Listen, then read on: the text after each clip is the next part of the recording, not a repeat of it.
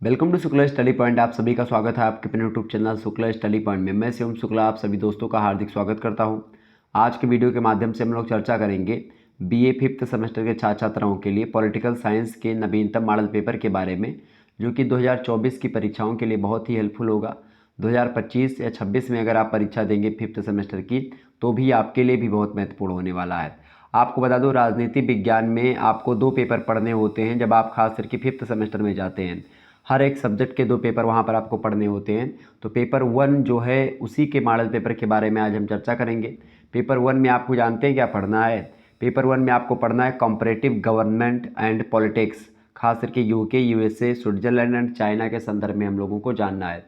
यानी comparative government का मतलब होता है तुलनात्मक सरकारें, एंड मतलब होता है और पॉलिटिक्स का मतलब होता है आपकी राजनीति। यानी कि तुलनात्मक सरकारें और राजनीति हम चर्चा करेंगे। खास करके हमको यूके के संविधान और वहाँ की राजनीति के बारे में, यूएसए के संविधान और वहाँ की राजनीति, स्विट्जरलैंड एंड चाइना के संविधान और राजनीति के बारे में जानकारी ग्रहण करनी है। उनकी संविधान की विशेषताएं, वहाँ पर जो कुछ जैसे इंपॉर्टेंट चीज़ें, जैसे स्विट्जरलैंड में प्रत्यक्ष प्रजातंत्र बड़ा फेमस है। ब्रिटेन की अगर बात करें तो वहाँ की क्या क्या चीज़ें फेमस हैं, इन चीज़ों के बारे में मतलब उनके संविधान या उनके कानून की दृष्टि से हम लोग जानने का प्रयास करें। कुछ विचारधाराओं के बारे में भी हम लोग पढ़ेंगे, जो विचारधाराएं खास करके जुड़ी हुई हैं खास करके इन प्रत्येक देशों के संविधान से या वहाँ की सिचुएशन से। तो बीए फिफ्थ सेमेस्टर में आपको पढ़ना है comparative government and politics, UK, USA. UK माने यूनाइटेड किंगडम, यानी ब्रिटेन की बात हो रही है यहाँ पर। यूनाइटेड किंगडम में आयरलैंड वगैरह भी शामिल हो जाते हैं, आयरलैंड, इंग्लैंड, ठीक है, उत्तरी आयरलैंड, ये सब। यूएसए में आप देखते हैं संयुक्त राज्य अमेरिका, और स्विट्जरलैंड तो एक छोटा सा देश है, वहाँ पर प्रत्यक्ष प्रजातंत्र है, और चाइना तो आप लोग जानते ही होंगे। तो उन्हीं से बनने वाले बहुत ही महत्वपूर्ण और आज का जो वीडियो है ये लिखित टाइप के मॉडल पेपर को लेकर के, मतलब कि सब्जेक्टिव टाइप का मॉडल पेपर है। मतलब इस वीडियो के माध्यम से हम लोग अति लघुत्तरीय, लघुत्तरीय और दीर्घोत्तरीय प्रश्नों के बारे में जानने का प्रयास करेंगे। आज की वीडियो के माध्यम से हम लोग बीए तृतीय वर्ष पंचम सेमेस्टर राजनीति विज्ञान के पेपर 1 अर्थात तुलनात्मक राजनीति एवं सरकार, तुलनात्मक सरकार एवं राजनीति के बारे में जानने का प्रयास करेंगे। पूरी कोशिश हमारी रहेगी कि यहाँ से बनने वाले जो भी महत्वपूर्ण प्रश्न हैं, जो भी आपके जो है क्वेश्चन पेपर में फंस सकते हैं, उन सभी को यहाँ पर मैंने रखने का प्रयास किया है। 10 अति लघुत्तरीय प्रश्न, 8 लघुत्तरीय और 4 दीर्घोत्तरीय प्रश्नों को मैंने इसमें समाहित किया है, जिनमें से 10 के 10 अति लघुत्तरीय प्रश्नों को आपको करने होते हैं। पेपर में भी यही फंडा होता है। और लघुत्तरीय में से आपको 8 प्रश्नों में से 5 प्रश्न करने होते हैं लगभग, ठीक है। एक प्रश्न का उत्तर 200 शब्दों में, अति लघुत्तरीय प्रश्नों का उत्तर 50 शब्दों में लिखना होता है। दीर्घोत्तरीय प्रश्नों में 4 प्रश्न दिए जाते हैं, उनमें से केवल 2 प्रश्न आपको करने होते हैं। ये नियम बताया जाता है पेपर करने को लेकर के। अधिकतर विश्वविद्यालय में यही नियम फॉलो होता है। कुछ विश्वविद्यालय थोड़ा सा चेंज कर देते हैं, उसमें केवल लघुत्तरीय और दीर्घोत्तरीय देते हैं। कुछ विश्वविद्यालय क्या करते हैं कि संख्या कम कर देते हैं लघुत्तरीय और दीर्घोत्तरीय की। क्योंकि कुछ विश्वविद्यालय हैं जो अभी इस राम मनोहर लोहिया है 2 घंटे का पेपर करवा रहा है, तो पेपर पैटर्न में थोड़ा बदलाव आपको देखने को मिलेगा। जैसे जहाँ पर पेपर 3 घंटे का हम लोग देते हैं अधिकतर विश्वविद्यालय के लोग, वहीं पर राम मनोहर लोहिया में 2 घंटे का हो गया है, ठीक है। पहले वीर बहादुर सिंह पूर्वांचल, राम मनोहर लोहिया और भी कई सारे विश्वविद्यालय जो होते थे, जननायक चंद्रशेखर बलिया विश्वविद्यालय, ये सब एक ही जैसी परीक्षा करवाते थे। पैटर्न एक ही होता था और यही सेम पैटर्न होता था। हालांकि जो ये पैटर्न मैं आपको बताने जा रहा हूँ, ये एक प्रकार से मान लीजिए कॉमन पैटर्न है कि सभी के लिए फॉलो हो सकता है। क्योंकि इसमें जो प्रश्न होंगे 3 ही टाइप के प्रश्न लिखित टाइप की परीक्षा में, यानी सब्जेक्टिव परीक्षा में पूछे जाते हैं। एक अति लघुत्तरीय यानी very short answer type question, एक होते हैं लघुत्तरीय यानी कि शॉर्ट आंसर टाइप क्वेश्चन, और एक होते हैं दीर्घोत्तरीय यानी कि जो है आपके जिसको क्या बोलते हैं डिस्क्रिप्टिव टाइप क्वेश्चंस, या एक प्रकार से बोलेंगे उसको लॉन्ग आंसर टाइप क्वेश्चन, ठीक है। तो अब चलिए चर्चा करने का प्रयास करते। खंड आ, 3 खंडों में पेपर बटा हुआ होगा। खंड आ से अति लघुत्तरीय, बा से लघुत्तरीय और सा से दीर्घोत्तरीय प्रश्न आएंगे। जो अति लघुत्तरीय प्रश्न हैं, इन प्रश्नों में से एक प्रश्न का उत्तर आपको 50 शब्दों में लिखना है। सभी प्रश्न करने अनिवार्य हैं, ठीक है, ये बात ध्यान रखिएगा। तो चलिए जानने का प्रयास करते। पहला प्रश्न आपके स्क्रीन पर आ चुका है, राजनीतिक संस्कृति से क्या तात्पर्य है, या राजनीतिक संस्कृति की परिभाषा दीजिए। पॉलिटिकल कल्चर क्या होता है। यहाँ पर अगर राजनीतिक संस्कृति लिख करके छोड़ दिया है, इसका सीधा सा मतलब है कि राजनीतिक संस्कृति की परिभाषा और उसके अर्थ को जानने का यहाँ पर प्रयास वो कर रहा है। तो राजनीतिक संस्कृति की बात की जाए तो एक बड़ी व्यापक अवधारणा है। व्यापक अवधारणा का मतलब होता है बृहत स्तर पर अपने आप को, या एक बहुत बड़ी विचारधारा है, या बहुत बड़ा विषय क्षेत्र को अपने अंडर समाहित की हुई है। जो पॉलिटिकल संस्कृति है, पॉलिटिकल कल्चर है, यानी राजनीतिक संस्कृति। आप देखते हैं पॉलिटिकल संस्कृति में व्यक्तियों की राजनीतिक व्यवस्था के प्रति मूल्यों का, उनके मनोभावों का, उनकी प्रवृत्तियाँ, उनके विश्वास, उनकी आस्थाएँ, उनका दृष्टिकोण क्या है, पॉइंट ऑफ व्यू क्या है, और ख़ास करके इन सारी चीज़ों को उसमें सम्मिलित कर लिया जाता है राजनीतिक संस्कृति में। ठीक है, तो जो व्यक्तियों के राजनीतिक व्यवस्था के प्रति जो मूल्य होते हैं वहाँ के, चाहे सामाजिक मूल्यों की बात की जाए या सांस्कृतिक मूल्यों की, या मनोभावों की बात करें, प्रवृत्तियों की बात करें, विश्वासों की बात करें, आस्थाओं की बात करें, दृष्टिकोणों की बात करें, सब कुछ कहीं ना कहीं पे क्या होते हैं, सम्मिलित हो जाते हैं पॉलिटिकल संस्कृति के अंतर्गत। ये चीज़ें हम लोगों को जाननी चाहिए। ठीक है, राजनीतिक संस्कृति की परिभाषा को देते हुए अलग अलग विद्वानों ने अपने अपने मत रखे हैं। उनमें अगर मैं आपको बताऊं तो जैसे एक विद्वान हैं एलन आर बाल। एलन आर बाल कहते हैं कि किसी राजनीतिक संस्कृति में उस समाज की जो अभिवृत्तियां होती हैं, उस समाज के जो विश्वास होते हैं, उस समाज के जो इमोशंस होते हैं, भावनाएं होती हैं, जो नॉर्म्स होते हैं, जो वैल्यूज़ होती हैं, जो मूल्य होते हैं, वो सब शामिल होते हैं जिनका राजनीतिक व्यवस्था और राजनीतिक मुद्दों से संबंध होता है, या ऐसी चीज़ों को जो राजनीति से रिलेटेड हैं उन चीज़ों को हम लोग राजनीतिक कल्चर के अंतर्गत, राजनीतिक संस्कृति के अंतर्गत समाहित करते हैं, ऐसा बोलते हैं बाल महोदय। ठीक है, एलन आर बाल। इसके बाद में आते हैं आलमंड और पावेल, या आमंड और पावेल, अलग अलग स्थानों पर आपको अलग अलग मिलेगा लिखा हुआ।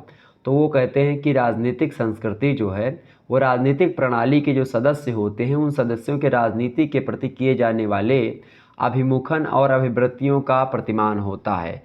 ठीक है, अभिमुखन माने होता है दृष्टिकोण या झुकाव। ठीक है, तो वो बताया आलमंड और पावेल ने। इसके बाद में और भी विद्वान होते जैसे एरिक रो कहते हैं कि राजनीतिक संस्कृति व्यक्तिगत मूल्यों, विश्वासों तथा भावात्मक व्यवहारों की आकृति होती है। अगर आप भावात्मक व्यवहारों की एक आकृति बनाएं, विश्वासों की जो एक प्रकार से राजनीतिक सांस्कृतिक विश्वास है उनकी आकृति बनाएं, या जो व्यक्तिगत और खास करके सांस्कृतिक और राजनीतिक मूल्य हैं, इन सभी को इकट्ठा कर दें, उनका एक स्वरूप तैयार करें, तो उसी स्वरूप को हम लोग बोल सकते हैं कि ये राजनीतिक संस्कृति है। क्लियर। राजनीतिक संस्कृति के अर्थ को समझाते हुए राय मैक्रिडिस कहते हैं कि राजनीतिक संस्कृति का अर्थ साझे उद्देश्य तथा साझे रूप में स्वीकृत नियम होता है, कि सभी लोग उसी को मानते हैं, पूरा का पूरा समाज उसी नियम पर एक प्रकार चल रहा है, तो वो सारी चीज़ें आप मान सकते हैं। तो कुल मिलाकर के अगर मैं आपको बताऊं कि राजनीतिक संस्कृति है क्या, तो राजनीतिक संस्कृति में क्या होता है कि जो लोगों के राजनीतिक मूल्य होते हैं, जो पॉलिटिकल वैल्यूज़ होती हैं, वो जो विश्वास होते हैं पॉलिटिकल, ठीक है, वो जो पॉलिटिकल मनोभाव या राजनीतिक मनोभाव होते हैं, वो जो दृष्टिकोण होते हैं राजनीतिक, वो जो एक प्रकार से झुकाव होता है एक प्रकार से राजनीति संस्कृति, वो सब एक प्रकार से इकट्ठा, या जो राजनीतिक झुकाव होता है, इन सभी को अगर मिला लेंगे, राजनीतिक मूल्यों को, राजनीतिक विश्वासों को, राजनीतिक मनोभावों को, राजनीतिक दृष्टिकोणों को, राजनीतिक अभिमुखों को जब हम सबको मिला लेते हैं तो एक ऐसा एक प्रकार से जो है प्रक्रिया बनती है, एक ऐसी अवधारणा का निर्माण होता है जिसको हम राजनीतिक संस्कृति कह सकते हैं। राजनीतिक संस्कृति राजनीतिक व्यवस्था को एक दिशा देती है, आगे पथ प्रदर्शन का काम करती है। इसमें राजनीतिक कार्यों व उनकी शैली को भी सम्मिलित किया जाता है। कुल मिलाकर के राजनीतिक संस्कृति एक व्यापक अवधारणा है, पहली बात, यानी चूँकि इसमें राजनीतिक मूल्य भी शामिल हैं, राजनीतिक विश्वास भी शामिल हैं, राजनीतिक मनोभाव, राजनीतिक अभिवृत्तियाँ, राजनीति के प्रति क्या पॉइंट ऑफ व्यू है लोगों का, वो सब संकलित हो जाता है राजनीतिक संस्कृति में। इसीलिए राजनीतिक संस्कृति एक व्यापक अवधारणा है। दूसरी बात, सामान्य संस्कृति का भाग होती है। राजनीतिक संस्कृति जो होती है वो सामान्य संस्कृति का ही एक भाग होती है। सामान्य संस्कृति में एक पहलू के रूप में होता है राजनीतिक संस्कृति। ठीक है, इसके अलावा राजनीतिक व्यवस्था और राजनीतिक संस्कृति में भी आप देखते हैं बड़ा गहरा संबंध होता है। Political system and political culture दोनों में बड़ा ज़बरदस्त संबंध होता है। क्योंकि राजनीतिक व्यवस्था और राजनीतिक संस्कृति में परस्पर गहरा संबंध इसलिए होता है क्योंकि राजनीतिक संस्कृति राजनीतिक व्यवस्था को प्रभावित करती है, और राजनीतिक व्यवस्था जो होती है वो देश के राजनीतिक संस्कृति को प्रभावित करती है, मतलब दोनों एक दूसरे को प्रभावित करती हैं। राजनीतिक संस्कृति के निर्धारक तत्वों में खास करके इतिहास, भूगोल, सामाजिक और आर्थिक संरचना, राजनीतिक विचारधारा, राजनीति का स्वरूप, राजनीतिक व्यवस्था और उसकी राजनीतिक व्यवस्था की स्थिरता, शिक्षा, ये सब एक प्रकार से राजनीतिक संस्कृति के निर्माण में सहायक तत्व होते हैं। इन सभी के मिलने से ही राजनीतिक संस्कृति या पॉलिटिकल कल्चर का निर्माण होता है। ठीक है, राजनीतिक कल्चर जो है या पॉलिटिकल संस्कृति जो है वो क्या है, वो एक सार्वभौमिक अवधारणा है। ठीक है, राजनीतिक संस्कृति क्या है, एक सार्वभौमिक अवधारणा है। राजनीतिक संस्कृति एक आत्मपरक अवधारणा है, यानी सब्जेक्टिव कॉन्सेप्ट है ये।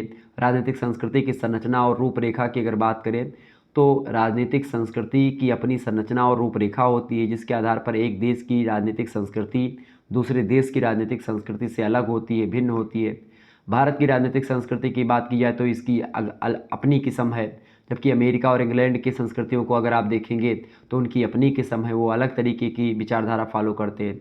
तो राजनीतिक संस्कृति को आधुनिक युग में अगर आप देखिएगा तो अभिजन वर्ग की संस्कृति और जनसाधारण की संस्कृति में आप बांट सकते हैं, जबकि कुछ विद्वान उसे आधुनिक और परंपरागत संस्कृतियों में बांटते हैं। तो अगर आपसे पूछे राजनीतिक संस्कृति के प्रकार तो आप बताएंगे दो प्रकार की होती है, एक होती है आधुनिक और एक होती है परंपरागत। ठीक है, ये बात ध्यान रखिएगा। समझ में आ गई चीज़ें।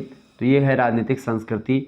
आगे बढ़ते तो इतना आप लिख देंगे, बहुत बहुत ज़्यादा मैंने बता दिया, बहुत थोड़ा सा ही आपको लिखना है, 50 शब्दों में मात्र, एक दो परिभाषा लिख देंगे हो जाएगा। अगला प्रश्न है तुलनात्मक राजनीति के बारे में बताएं। तुलनात्मक राजनीति किसे कहते हैं, यानी कि जिसको आप बोलते हैं कंपैरेटिव पॉलिटिक्स। कंपैरेटिव पॉलिटिक्स है क्या, इस प्रश्न को लेकर के अगर बताऊं मैं तो ये भी एक प्रकार से वही वैसा ही प्रश्न है कि राजनीतिक संस्कृति से जैसे आपका तात्पर्य था, ठीक उसी प्रकार से तुलनात्मक राजनीति से आप क्या समझते हैं, ऐसा प्रश्न आपसे बन सकता है एग्जाम में। या राजनीति या तुलनात्मक राजनीति का अर्थ या परिभाषा बताएं। तो अगर आप देखिएगा राजनीतिक मतलब तुलनात्मक राजनीति की, तो आधुनिक राजनीति के जो अध्ययनकर्ता हैं उन्होंने राजनीतिक अध्ययनों में राजनीतिक व्यवस्था, राजनीतिक संस्कृति, राजनीतिक संरचना, राजनीतिक सामाजिकरण और राजनीतिक विकास, अभिजन, नेतृत्व की भूमिका, इन सभी तमाम प्रकार की नई नई अवधारणाओं को प्रयोग किया है तुलनात्मक राजनीति में। आपको बता दूं कि राजनीतिक व्यवस्था को एक आधारभूत अवधारणा भी माना गया है नई अवधारणाओं में, क्योंकि अन्य सभी अवधारणाएं इससे संबंधित हैं।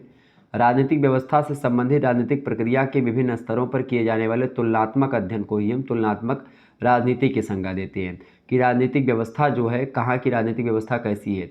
तो चाइना की राजनीतिक व्यवस्था और भारत की राजनीतिक व्यवस्था में हम तुलना करते हैं, तो ये हो गई तुलनात्मक राजनीति। जब हम किन्हीं दो देशों के बीच की राजनीतिक व्यवस्था या पॉलिटिकल सिस्टम के बीच में तुलनात्मक एक प्रकार से अध्ययन करते हैं तो उसी को बोला जाता है तुलनात्मक राजनीति। ठीक है, एडवर्ड ए फ्रीमैन कहते हैं, बड़ी ज़बरदस्त परिभाषा देते हैं तुलनात्मक राजनीति की।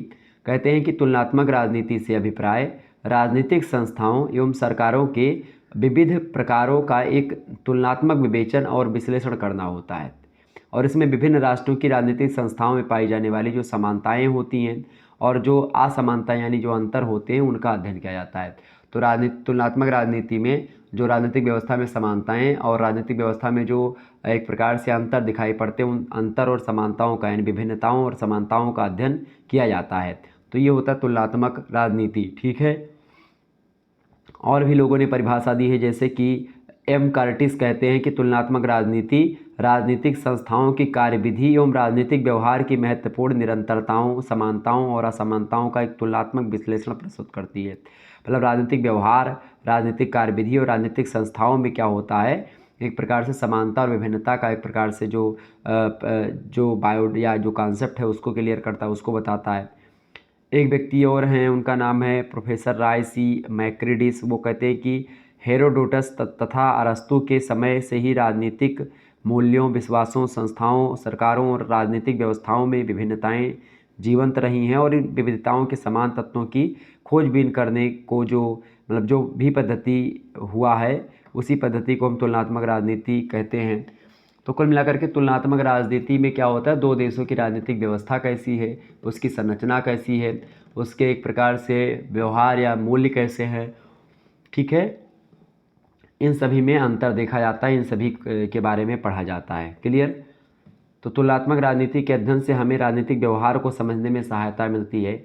इसके द्वारा हम राष्ट्रीय और अंतर्राष्ट्रीय राजनीति एवं राष्ट्रीय व्यवहार को अच्छी तरीके से समझ पाते हैं।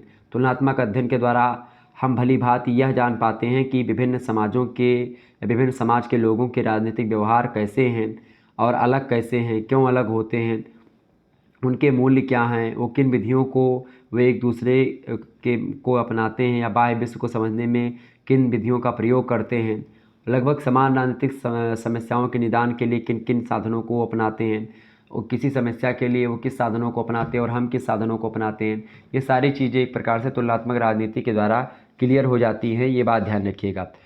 तो ये है तुलनात्मक राजनीति जिसके बारे में हम लोगों ने समझा। ठीक है, तुलनात्मक राजनीति लंबवत या उदग्र तुलनात्मक अध्ययन होता है। तुलनात्मक राजनीति एक क्षैतिज तुलनात्मक अध्ययन भी करता है।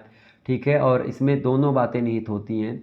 मुख्य रूप से यदि हम भारत के संदर्भ में क्षैतिज तुलनात्मक अध्ययन करें तो भारत की प्राचीन, मध्यकालीन, ब्रिटिशकालीन और स्वतंत्रोत्तर राष्ट्रीय सरकारों का एक तुलनात्मक अध्ययन किया जा सकता है और साथ ही समकालीन विश्व में व्याप्त राष्ट्रीय सरकारों की तुलना भी संभव हो सकती है। तो तुलनात्मक राजनीति में एक प्रकार से तुलना की जाती है। इसका महत्व जो है बहुत प्राचीन समय से ही रहा, अरस्तू से लेकर के वर्तमान समय तक रहा है, इसमें कोई दो राय नहीं है। ठीक है, आगे बढ़ते और भी चीज़ों को जानने का प्रयास करते हैं। अगला प्रश्न 3 नंबर, पूंजीवाद की परिभाषा बताइए। पूंजीवाद की परिभाषा बताएं भाई, फटाफट से आप लोग बताने का प्रयास करेंगे। पूंजीवाद किसे कहते हैं? पूंजीवाद कैपिटलिज्म बोलते हैं पूंजीवाद को अंग्रेजी में, ये बात ध्यान रखिएगा। पूंजीवाद को अंग्रेजी में क्या बोलते हैं? कैपिटलिज्म बोलते हैं। तो आपको बता दूं कि जो पूंजीवादी आर्थिक प्रणाली है उसका निर्माता कहा जाता है परंपरावादी अर्थशास्त्रियों और प्रतिष्ठित अर्थशास्त्रियों को। जो परंपरावादी अर्थशास्त्री हैं उन्हीं को पूंजीवादी आर्थिक प्रणाली का निर्माता कहा जाता है। प्रतिष्ठित अर्थशास्त्री का नाम आप लोगों ने सुना होगा, उनका नाम है एडम स्मिथ, जो कि इकोनॉमिक्स के जनक भी हैं, फादर ऑफ इकोनॉमिक्स हैं एडम स्मिथ। और उनसे लेकर के आप देखेंगे जे.एस. मिल तक आप देखेंगे सभी प्रतिष्ठित अर्थशास्त्रियों ने पूंजीवादी आर्थिक प्रणाली के विकास में योगदान दिया है। मतलब चाहे एडम स्मिथ की बात करें चाहे जे.एस. मिल की बात करें, ये अच्छे अर्थशास्त्री हुए हैं और ये लोग भी एक प्रकार से पूंजीवादी व्यवस्था का समर्थन करते हैं, पूंजीवादी व्यवस्था को आगे बढ़ाने में मदद करते हैं। पूंजीवाद है क्या? सबसे पहली बात ये समझो। पूंजीवाद की परिभाषा को देते हुए लॉक्स एवं हूट महोदय कहते हैं कि पूंजीवाद जो होता है वो आर्थिक संगठन की एक सिस्टम या एक ऐसी प्रणाली होती है जिसमें क्या होता है, जिसमें व्यक्तिगत स्वामित्व पाया जाता है। व्यक्तिगत स्वामित्व पाया जाता है, सबसे इम्पोर्टेंट बात है पूंजीवाद की कि व्यक्तिगत स्वामित्व यहाँ पर होता है। व्यक्ति खुद मालिक होता है, सरकार का कोई उस पर दबाव वगैरह थोड़ा बहुत होता है, बाकी मालिक वो खुद ही होता है। ठीक है, और इसके साथ ही साथ वो व्यक्तिगत स्वामित्व तो उसमें पाया जाता है। मानवकृत एवं प्राकृतिक साधनों को व्यक्तिगत लाभ के लिए प्रयोग किया जाता है, किसी लोक कल्याण के लिए बात नहीं होती है, खुद कमाने के लिए। जैसे कोई फैक्ट्री अगर टाटा लगा रहे हैं, बिरला लगा रहे हैं, अंबानी जी लगा रहे हैं, तो ये खुद भी कमाने के लिए लगा रहे हैं, जनता की सेवा के लिए उतना नहीं लगा रहे। जनता की सेवा करना तो एक सरकारी संस्थाओं का काम होता है, सरकार जनता की सेवा करती है। बड़े बड़े बिजनेसमैन जो होते हैं, हालांकि करते हैं, भारत देश के जो बिजनेसमैन हैं बहुत सहायता करते हैं, बहुत दान वान देते हैं, और विदेशी जो बहुत सारे अमीर लोग हैं वो भी बहुत दान देते हैं। लेकिन अब यहाँ पर पूंजीवाद को समझने के लिए आपको यहाँ पर थोड़ा सा दान वान वाला थोड़ा किनारे रखना पड़ेगा। पूंजीवाद जो होता है वो केवल एक प्रकार से लाभ पर आधारित व्यक्तिगत स्वार्थ को ध्यान में रख करके किया जाता है, ताकि खुद का लाभ हो। ठीक है, लोगों का लाभ उससे हो ही रहा है, लेकिन प्राथमिकता दी जाती है खुद के लाभ को। ठीक है, बड़ी बड़ी फैक्ट्रियाँ स्थापित करना, तो ये सब व्यक्तिगत होता है, उस पर व्यक्तिगत स्वामित्व होता है, किसी पर्सनल व्यक्ति का उस पर एक प्रकार से मालिकाना हक होता है। समझ रहे चीज़ों को। बेंथम कहते हैं कि पूंजीवादी अर्थव्यवस्था आर्थिक तानाशाही की प्रतिरोधी है और उत्पादन की क्षेत्र में कोई केंद्रीय आयोजन नहीं होता। राज्य के द्वारा लगाए गए प्रतिबंधों को छोड़ करके प्रत्येक व्यक्ति अपनी इच्छा के अनुसार कार्य करने को स्वतंत्र होता है। तो प्रत्येक व्यक्ति अपनी इच्छा के अनुसार आर्थिक फैसले और आर्थिक क्रियाएं करता है, क्योंकि वह प्रत्येक उत्पत्ति के साधन का स्वामी होता है, जिनको वह अपनी इच्छा अनुसार किसी भी प्रयोग में ला करके पैसा रुपया कमा सकता है। तो जब ऐसी सिचुएशन हो तो जान लीजिए कि वो क्या है, वो पूंजीवादी देश है। जैसे भारत जो है वो पूंजीवादी नहीं है पूर्ण रूप से, लेकिन भारत में क्या आप जो है प्राइवेट स्कूल नहीं खोल सकते हैं, आप निजी स्कूल खोल सकते हैं। ठीक है, आप निजी बस भी चलवा सकते हैं। समझ रहे चीज़ों को। तो आप निजी बहुत सारी चीज़ें कर सकते हैं। लेकिन यहाँ पर एक बात और आपको जाननी होगी कि भारत देश जो है वो सरकारी चीज़ों पर भी फोकस करता है, सरकारी स्कूल कॉलेज भी हैं और प्राइवेट स्कूल कॉलेज भी हैं। समझ रहे चीज़ों को। तो ये चीज़ है, यानी भारत क्या है, मिश्रित अर्थव्यवस्था, इसमें पूंजीवाद भी है और समाजवाद भी। तो पूंजीवाद और समाजवाद का मिला जुला रूप है ये। ठीक है, डॉक्टर भारतन कुमारप्पा की एक पुस्तक है कैपिटलिज्म, सोशलिज्म एंड विलेजलिज्म। तो इसमें उन्होंने पूंजीवाद को परिभाषित किया है। इस पुस्तक में कहा कि यह एक आर्थिक व्यवस्था होती है पूंजीवाद, जिसमें वस्तुओं का उत्पादन और वितरण जो होता है व्यक्तिगत इकाइयों या व्यक्तियों के समूह के द्वारा किया जाता है। ये व्यक्ति अपने संचित धन का प्रयोग और अधिक धन के संचय के लिए, अधिक धन कमाने के लिए क्या करते हैं, इस प्रकार पूंजीवाद मतलब अधिकतम धन कमाने के लिए, धन संचय के लिए क्या करते हैं, पूंजीवाद के को एक प्रकार से बढ़ावा देते हैं और इसको कोई फैक्ट्री स्थापित कर दे तो अपने धन उपार्जन के लिए करते हैं। तो पूंजीवाद एक प्रकार से मुख्य रूप से दो तत्व होता है इसका महत्वपूर्ण। एक तो निजी पूंजी होती है, खुद पूंजी लगाते हैं, और निजी लाभ भी होता है, मतलब खुद लाभ भी कमाते हैं। ठीक है, ऐसा नहीं कि लाभ पर एक प्रकार से किसी दूसरे का अधिकार हो। टैक्स जरूर लगता है, सरकार को टैक्स देते हैं, ठीक है, लेकिन खुद के लाभ के लिए। समझ रहे हैं। कुल मिलाकर के पूंजीवाद एक ऐसी प्रणाली है या एक ऐसी प्रणाली को व्यक्त करता है पूंजीवाद जिसमें अधिकांश श्रमिक उत्पत्ति के साधनों पर अधिकार से वंचित कर दिए जाते हैं और केवल मजदूर की श्रेणी में जीवन यापन करते रहते हैं, और जो फैक्ट्री या फिर वो मिल होती हैं वो किसी विशेष हाथों में रहती हैं जो एक प्रकार से पूंजीपति होता है उसी के हाथों में। ठीक है, तो पूंजीवाद जो है वो कैपिटलिज्म से बना हुआ है। ठीक है, कैपिटल यानी पूंजी से बना हुआ है। समझ रहे हैं।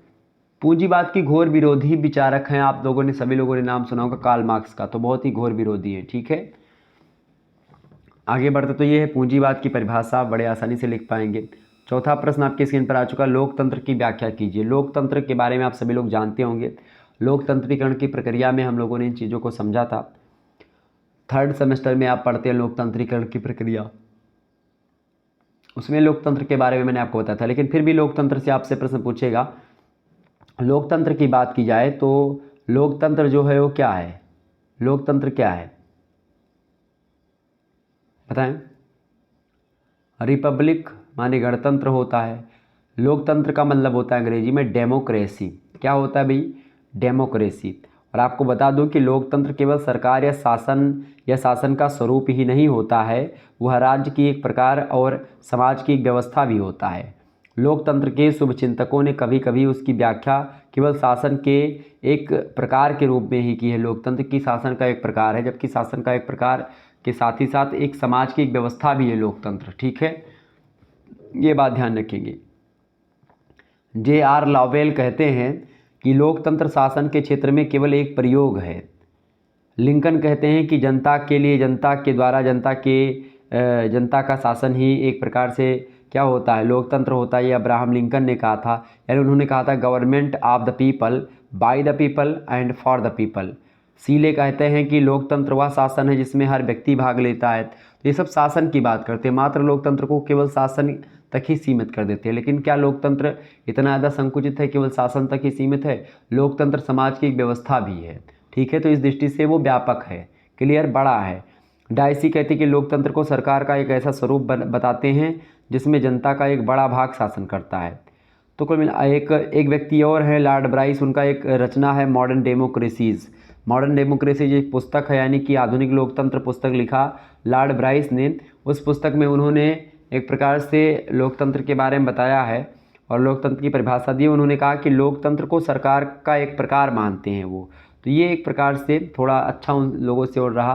तो लोकतंत्र के बारे में अलग अलग लोग जो है बताते हैं, अलग अलग परिभाषा देते हैं। प्रश्न क्या पूछा गया, लोकतंत्र की व्याख्या। तो लोकतंत्र जो होता है वो मुख्य रूप से जनता के द्वारा, जनता के लिए, जनता का ही शासन होता है। इसमें जनता प्रभुत्व होती है। ठीक है, जनता जब चाहती है, जैसे भारत में क्या है, लोकतंत्र ही, दुनिया का सबसे बड़ा लोकतंत्र कौन है, भारत ही है। समझ रहे चीज़ों को, यानी व्यक्ति का महत्व लोकतंत्र का सार है। परंतु इसका मतलब ये नहीं है कि सभी व्यक्ति एक समान या एक बराबर है लोकतंत्र में, ऐसी बिल्कुल भी बात नहीं। कोई ज़्यादा अमीर है, कोई गरीब है, कोई बहुत गरीब है, कोई बहुत अमीर है। ठीक है, तो सभी व्यक्ति बराबर नहीं है। लोकतंत्र में समानता के सिद्धांत या समानता की भावना का प्राकृतिक असमानता के साथ सामंजस्य करने की कोशिश भी की जाती है। लेकिन अगर आप ये देखेंगे कि जो व्यक्ति जितना काम कर रहा है या फिर किसी प्रकार का कोई रोक टोक नहीं है, तो ये होता है लोकतंत्र। ठीक है, समझ रहे हैं लोकतंत्र के बारे में। तो ये होता है लोकतंत्र। लोकतंत्र कई होते हैं, इससे उदार लोकतंत्र भी होता है। चर्चा करेंगे लोकतंत्र के बारे में, हम विस्तार से बताएंगे अभी आगे। और भी एक प्रश्न मैंने रखा है लोकतंत्र से रिलेटेड। ठीक है, आगे बढ़ते हैं। अगला प्रश्न तो इतना आपको ही लिखना था। 5वां प्रश्न आपकी स्क्रीन पर आ चुका है, समाजवाद की विशेषताएं बताइए। समाजवाद क्या होता है भाई, फटाफट से आप लोग बताने का प्रयास करेंगे। समाजवाद, सोशलिज्म। सोशलिज्म बहुत ही इम्पोर्टेंट आपका टॉपिक है और यहाँ से प्रश्न कई बार परीक्षाएं पूछा गया। समाजशास्त्र की विशेषताएं, समाजवाद की विशेषताएं बताइए। तो समाजवाद की अगर बात की जाए तो एक व्यक्ति हैं डॉक्टर बिब्बासी। डॉक्टर बिब्बासी कहते हैं कि हम सभी अपने अपने प्रकार से समाजवादी ही हैं। समाजवाद की परिभाषा को देते हुए ह्यूगन महोदय कहते हैं कि समाजवाद श्रमिकों का वह राजनीतिक आंदोलन है जिसका उद्देश्य उत्पादन और उत्पादन और वितरण के मौलिक साधनों का सामूहिक स्वामित्व तथा जनतंत्रीय साधनों में शोषण को दूर किया जाए। मतलब सीधा सा है कि भाई पूंजीवाद के विरोध में ही समाजवाद की विचारधारा का प्रादुर्भाव हुआ है। मतलब जो स्वामित्व अभी तक केवल एक किसी निजी हाथों में था, वो या किसी समूह विशेष के हाथों में था, अब वो एक प्रकार से समूह विशेष के हाथों में ना होकर के वो सभी लोगों में बटे, सभी लोग समानता की बात यहाँ पर करते हैं। ठीक है, समाजवाद में। इसके अलावा सेलर्स महोदय कहते हैं कि समाजवाद एक जनतंत्रीय आंदोलन है जिसका उद्देश्य इस प्रकार के समाज का आर्थिक संगठन करना है जो अधिक से अधिक मात्रा में न्याय व्यवस्था कर सके। रैमजे मैकडोनाल्ड कहते हैं कि सामान्य शब्दों में सर्वोच्च परिभाषा समाजवाद की यही कही जा सकती है कि इसका उद्देश्य यानी लोकतंत्र का उद्देश्य समाजवाद का उद्देश्य समाज के भौतिक और आर्थिक साधनों पर जनता का नियंत्रण होता है। कि भाई उत्पादन के साधनों पर जनता का नियंत्रण हो, पूंजीपतियों का ना हो, यानी जनता जो है उत्पादन के साधनों पर खुल करके सामने आए, वो होता है समाजवाद। डॉक्टर स्वेडेल महोदय कहते हैं, स्वेडवेल महोदय, कि समाजवाद एक सबसे अधिक उलझा हुआ, विभिन्न रूपों वाला तथा बुद्धि को भ्रमित करने वाला प्रश्न है जो कभी मानव के मन को घेरता है। तो ये एक प्रकार से थोड़ा सा जो है एक जटिल परिभाषा है, लेकिन फिर भी समझ में आपके ज़रूर आ रही होगी। सैफले कहते हैं कि हम फिर एक बार दोहराते हैं कि समाजवाद का मुख्य उद्देश्य व्यक्तिगत तथा खुले मुकाबले के धन को मिली हुई सामूहिक पूंजी में बदलना होता है। मतलब जो एक प्रकार से पूंजीवाद, मतलब जैसे मान लेते हैं प्राइवेट बस चल रहा था अभी तक, वो सरकारी बस चली जिस पर प्रत्येक व्यक्ति अपना अधिकार स्थापित कर सके कि भाई ये मेरा है। ठीक है, सरकार जिसको हमने चुना है उसके द्वारा जब कोई चीज़ चलवाई जाए तो उस पर अपना अधिकार हम दे सकते हैं, चूँकि हमने भी एक प्रकार से एक वोट डाला है तो उस पर मेरा भी अधिकार यह होगा। यानी सरकारी बसों पर आपका अधिकार है लेकिन प्राइवेट बस पर आपका अधिकार बिल्कुल भी नहीं, चूँकि प्राइवेट बस एक प्राइवेट व्यक्ति का है, उसमें आपके पैसे से यानी आपके टैक्स के पैसे से 1 रुपया भी नहीं लगा उसमें, वो खुद ही एक प्रकार से कमा करके अपना बस खरीदा और चलवा रहा है। ठीक है, तो वही जो प्राइवेट स्कूल है उनको एक प्रकार से बंद करके सरकारी स्कूलों को बनवाने की बात करता है समाजवाद, या प्राइवेट बस को बंद करवा करके सरकारी बस चलवाने की बात करता है समाजवाद। समझ रहे हैं ना। तो रूस जो है समाजवादी देश है दुनिया का सबसे बड़ा, और अमेरिका जो है पूंजीपति देश है। समझ रहे चीज़ों को। प्रश्न पूछा गया समाजवाद की विशेषताएं। समाजवाद की विशेषताओं की बात की जाए, पहली विशेषता यह है कि सामाजिक हितों का महत्व होता है समाजवाद में। दूसरी बात, आंगिक सिद्धांत का समर्थन करता है समाजवाद। तीसरी बात, व्यक्तिगत स्वतंत्रता की बात करता समाजवाद। चौथी बात, पूंजीवाद की समाप्ति करता समाजवाद।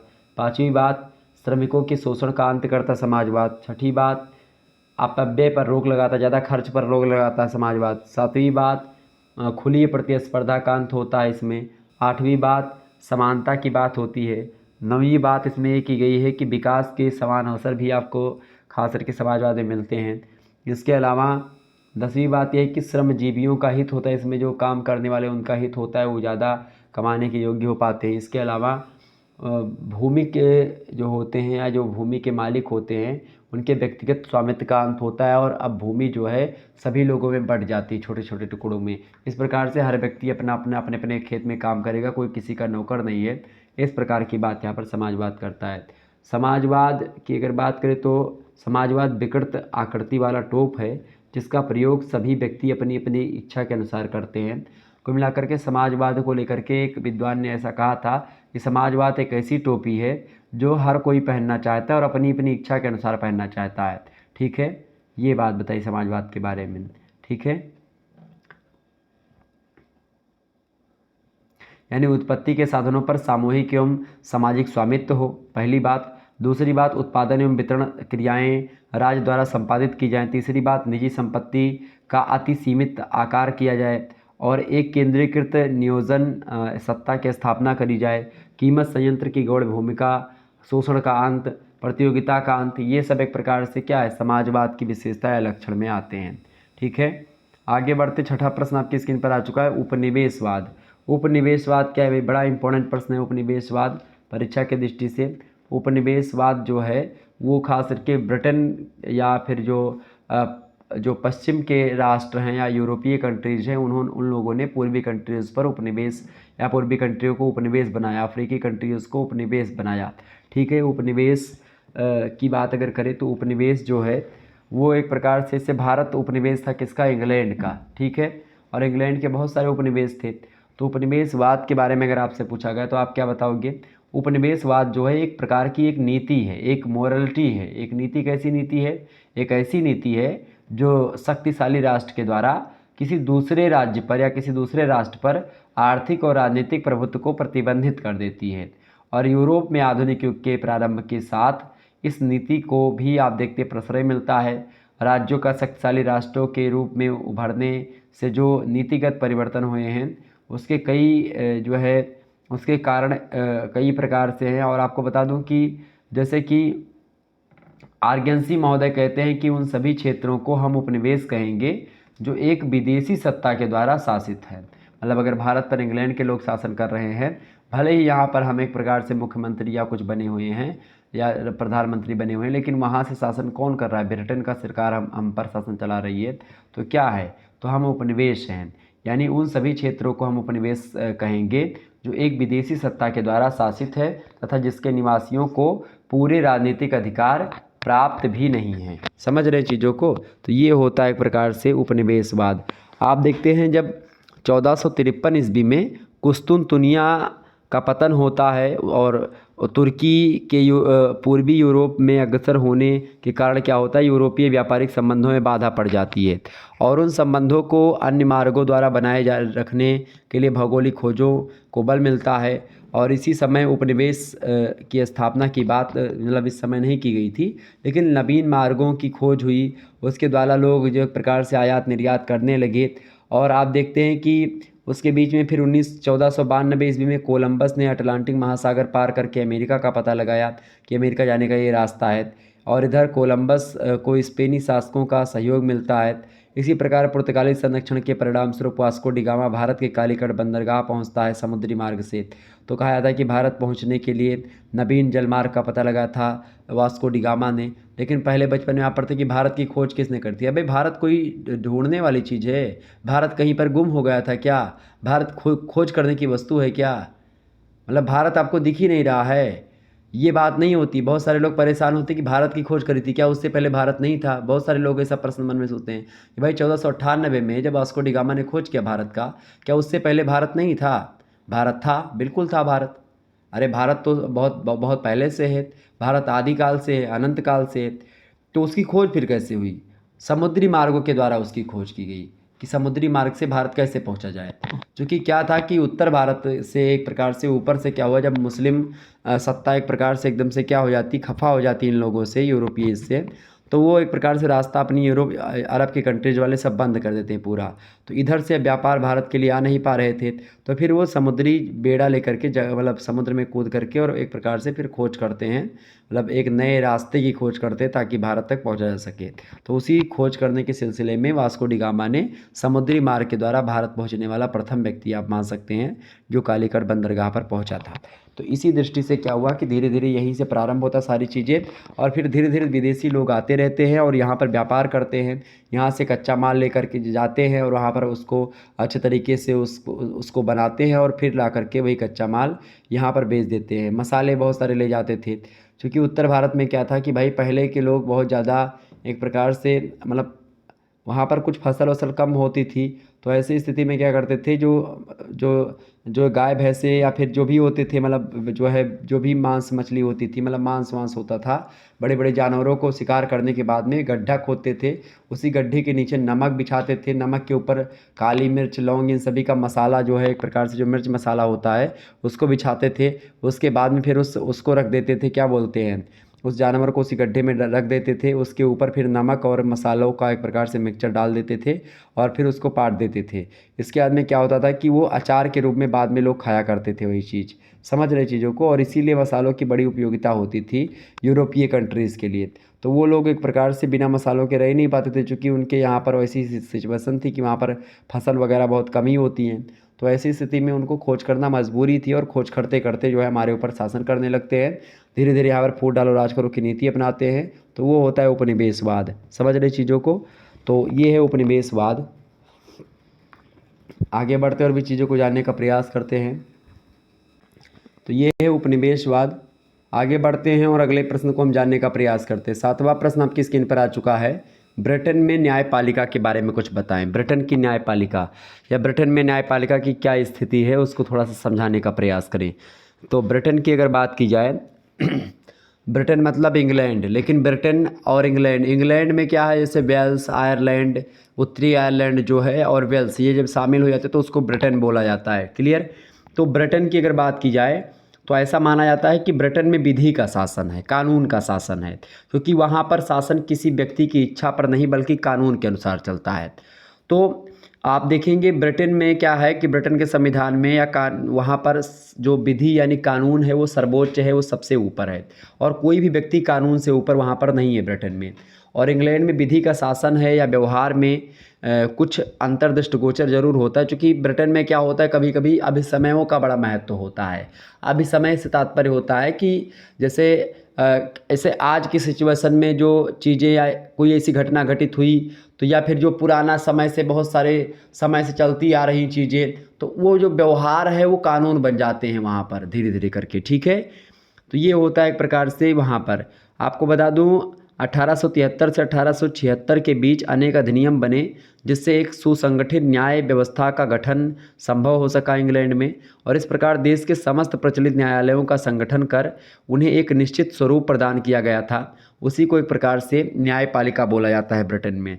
ब्रिटेन की न्यायपालिका की बात की जाए तो वर्तमान में 3 प्रकार के न्यायालय जो हैं ब्रिटेन में आपको मिलेंगे।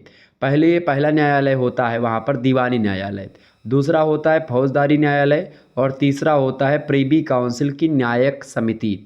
अब जो आपका दीवानी न्यायालय होता है ब्रिटेन में, उसमें क्या होता है, दीवानी न्यायालयों में नागरिकों के पारस्परिक विवाद जो होते हैं उनको सुलझाया जाता है। जैसे खास करके संपत्ति का विवाद हुआ घर में, या एक प्रकार से आरी पड़ोस या भाई पटीदार से एक प्रकार से ज़मीनी विवाद हुआ, या मानहानि का केस वगैरह हुआ, या मतलब कि अनअधिकृत तरीके से किसी ज़मीन को कोई छका रहा है या प्रवेश कर रहा है कहीं पर, तो उससे संबंधित जो मामले होते हैं वो दीवानी न्यायालय देखता है। खास करके इसमें लेन देन कोई हुआ कि हम तुमको 10,000 दिए थे उधार पे और तुम दोबारा हमको नहीं लौटा रहे हो, या समझौता कोई आपने भंग किया, या किसी व्यक्ति को धोखा दे दिया है, या और भी तमाम प्रकार के ऐसे जो एक प्रकार से वो होते हैं सिचुएशंस, उन सभी का निराकरण जो होता है इन सभी विषयों का वो दीवानी न्यायालय करता है। दूसरे प्रकार का जो न्यायालय है इंग्लैंड में वो है फौजदारी न्यायालय। फौजदारी न्यायालय की बात की जाए तो इसमें ऐसे मुकदमे देखे जाते हैं जो सार्वजनिक कानूनों के उल्लंघन से रिलेटेड होते हैं। मतलब कि जैसे हत्या हो गई, अगर आपने किसी का मर्डर किया, हत्या की, तो आपको फौजदारी न्यायालय मामला देखेगा वो। ठीक है, इंग्लैंड में आपने चोरी करी है तो उसका मामला भी फौजदारी न्यायालय देखेगा। आपने डकैती डाली है तो उसका भी मामला फौजदारी न्यायालय देखेगा इंग्लैंड में। ठीक है, आपने जालसाजी कोई करी है तो उसका भी मामला फौजदारी न्यायालय ही किडनैपिंग वगैरह ये सब फौजदारी ही देखेगा। तो इस प्रकार से ये हो गया आपका एक तो दीवानी न्यायालय और एक फौजदारी न्यायालय। और भारत में भी यही दोनों न्यायालय आप देखते हैं कि मतलब कि ये वही हैं, दीवानी फौजदारी दोनों चलते हैं। और तीसरा होता है प्रिवी काउंसिल की न्यायिक समिति। यह एक प्रकार से इंग्लैंड का सर्वोच्च न्यायालय है, या एक प्रकार सर्वोच्च न्यायालय का मतलब यहाँ पर जैसे भारत में सुप्रीम कोर्ट है वैसे इंग्लैंड में एक प्रकार से ये होता है प्रिवी काउंसिल की न्यायिक समिति। तो सर्वोच्च न्यायालय ही मान सकते हो वहाँ का, यानी कि ये सुप्रीम कोर्ट है। और इसमें क्या होता है, पहले उपनिवेशों के प्रकरणों की अपीलों को सुना जाता है और फिर इसमें धार्मिक मामलों का निर्णय भी किया जाता है। खासकर प्रिवी काउंसिल की एक छोटी समिति भी होती है, इसमें जो न्यायाधीश होते हैं या जो न्याय के जानकार होते हैं वो बैठते हैं और कानून के अनुसार निर्णय लेते हैं कि भाई कानून के अनुसार कौन सा पक्ष ज़्यादा सबल है, कौन सा पक्ष कमज़ोर है। तो जो कमज़ोर है कानून के हिसाब से, कानून की नज़रों में जो गुनाह किया है उसको दंड मिलता है, और जो सबल है या फिर एक प्रकार से जिसने कोई गुनाह नहीं किया है, जो बरी होता है, तो उसको बाइज्जत बरी किया जाता है। तो यहाँ पर ब्रिटेन में इस प्रकार की कुछ न्यायपालिका की व्यवस्था है जिसके बारे में मैंने आपको बताया। 8वां क्वेश्चन आप देखेंगे, अमेरिकी संविधान में संशोधन की पद्धति बताइए। अमेरिकी संविधान में संशोधन की पद्धति। तो अमेरिका संविधान की अगर बात की जाए तो अमेरिकी संविधान में जो संविधान संशोधन की प्रकृति है वो जैसे भारत में क्या है, भारत का संविधान लचीला भी है और कठोर भी है। अब लचीला और कठोर होने का तात्पर्य क्या है? लचीला भारत का संविधान क्यों है, कठोर क्यों है? लचीला इसलिए है क्योंकि भारत में संविधान संशोधन बहुत जल्दी भी हो जाते हैं, बहुत बहुत मेहनत करनी नहीं पड़ती किसी भी संविधान में संशोधन करने के लिए। और किसी संविधान संशोधन में बहुत मेहनत करनी पड़ती है। विधानसभाओं से भी एक प्रकार से 2/3 बहुमत लाना होता है, लोकसभा राज्यसभा से और राष्ट्रपति का सिग्नेचर चाहिए होता है। तो जैसे जीएसटी वगैरह लाने में बड़ा दिक्कत हुई, बहुत दिनों से जीएसटी आने की बात हो रही थी लेकिन जल्दी बहुमत ही नहीं मिलता है जीएसटी वगैरह के लिए। लेकिन जब एक प्रकार से भारत ने किया तो मिला उनको। तो इसी प्रकार से ये बहुत जटिल काम था जीएसटी अपने आप में लागू करवाना, ठीक है। लेकिन और भी तमाम सारे का, जैसे भारत में अब तक 100 से अधिक बार संविधान संशोधन हो चुके हैं। लेकिन अमेरिका की वहीं पर बात करें तो अमेरिका का संविधान लचीला नहीं है, अमेरिका का संविधान बहुत ही कठोर है और अन्य देशों की तुलना में बहुत ही ज़बरदस्त संविधान, कठोर संविधान है। चूँकि अभी तक केवल मात्र 27 संशोधन ही हुए हैं, 27 संशोधन ही कुल मिलाकर के अभी तक अमेरिका के संविधान में हुए हैं जहाँ तक जानकारी है। और संविधान में संशोधन की प्रक्रिया को 2 भागों में वहाँ पर बांटा गया है। अमेरिका के संविधान में 2 भागों में संविधान संशोधन की प्रक्रिया है कि 2 तरीके से होता है संविधान संशोधन। पहला संविधान संशोधन होता है, वहाँ पर संशोधन प्रस्ताव प्रस्तुत किया जाता है और उस पर होता है। दूसरी बात है प्रस्ताव का अनुसमर्थन करके भी एक प्रकार संशोधन हो जाता है। अगर क्या हो किसी मुद्दे पर एक प्रकार से आप जो है प्रस्ताव लाते हैं और उसका अनुसमर्थन मिल जाता है तो भी हो जाता है, या संविधान संशोधन प्रस्ताव प्रस्तुत किया जाता है, फिर उसके बाद में प्रस्ताव का समर्थन होता है और संविधान संशोधन हो जाता है। जैसे पहली बात, संविधान का प्रस्ताव कैसे लाया जाता है? तो संविधान में संशोधन का प्रस्ताव 2 विधियों में से किसी एक विधि में से रखा जा सकता है। जैसे कि पहली विधि, कांग्रेस संशोधन का प्रस्ताव स्वयं रख सकती, कांग्रेस मतलब वहाँ की संसद, ठीक है। परंतु यह प्रस्ताव उसी समय रखा जाएगा जबकि कांग्रेस में इस दोनों सदन, यानी जो अलग अलग सदन है, अलग अलग, जैसे भारत में लोकसभा राज्यसभा होती है उसे अमेरिका में भी है, तो वो दोनों एक प्रकार से दोनों की कार्रवाई चल रही हो और 2/3 बहुमत जो हैं वो पेश कर दे, जैसे भारत में होता वैसे वहाँ पर भी। दूसरी बात, राज्यों को भी संविधान में संशोधन का प्रस्ताव रखने का अधिकार है, बशर्ते 2/3 राज्यों की विधानसभाएं कांग्रेस से इस आशय की प्रार्थना करें कि भाई इसमें संशोधन करना चाहिए। मतलब जैसे जीएसटी में परिवर्तन हुआ है, ठीक वैसे ही परिवर्तन अमेरिका के संविधान में कोई भी परिवर्तन करने के लिए करना पड़ता है। और इसीलिए वहाँ पर संविधान संशोधन अभी तक कुल मिलाकर के 25 बार या 27 बार ही हुए हैं, 27 बार अभी तक हुए हैं, ठीक है। दूसरे टाइप का जो संविधान संशोधन है वो होता है प्रस्ताव की स्वीकृति या अनुसमर्थन के द्वारा। मतलब अनुसमर्थन की निम्नलिखित 2 विधियाँ होती हैं और किसी एक को अपनाने का आदेश कांग्रेस दे सकती है। पहली विधि है कि भाई संशोधन का प्रस्ताव 3/4 यानी 3/4 राज्यों में उसके विधानमंडलों के द्वारा इस उद्देश्य से बुलाए गए विशेष सम्मेलनों का अनुसमर्थन प्राप्त होना चाहिए, तो एक प्रकार संविधान संशोधन हो जाएगा। 3/4 होना चाहिए। संशोधन की पुष्टि के लिए 2 विधियों में से कौन सी विधि अपनाई जाए इसका निर्णय कांग्रेस करती है और व्यवहार में संशोधन का प्रस्ताव कांग्रेस के द्वारा रखा जाता है और उसकी स्वीकृति राज्य विधानमंडलों से ली जाती है। मतलब भारत में जो संविधान संशोधन सबसे कठिन लगता है, अमेरिका में आम संविधान संशोधन वैसे ही होता है। समझ रहे चीज़ों को? तो ये है अमेरिका के संविधान के बारे में भी हम लोग चर्चा करेंगे, उसकी विशेषताओं को मैंने प्रश्न रखा है। तो अगला क्वेश्चन है आपका, चीन की एक देश 2 प्रणाली नीति के बारे में बताएं। तो चीन की एक देश 2 प्रणाली की नीति जो है ये क्या है? तो चीन जो है खास करके चीन जो है एक देश 2 प्रणाली की बात इसलिए करता है क्योंकि चीनी राष्ट्रपति शी जिनपिंग कहते हैं कि एक देश 2 प्रणाली नीति को मकाऊ और हांगकांग के लिए सबसे अच्छा संस्थागत तंत्र पाया गया है।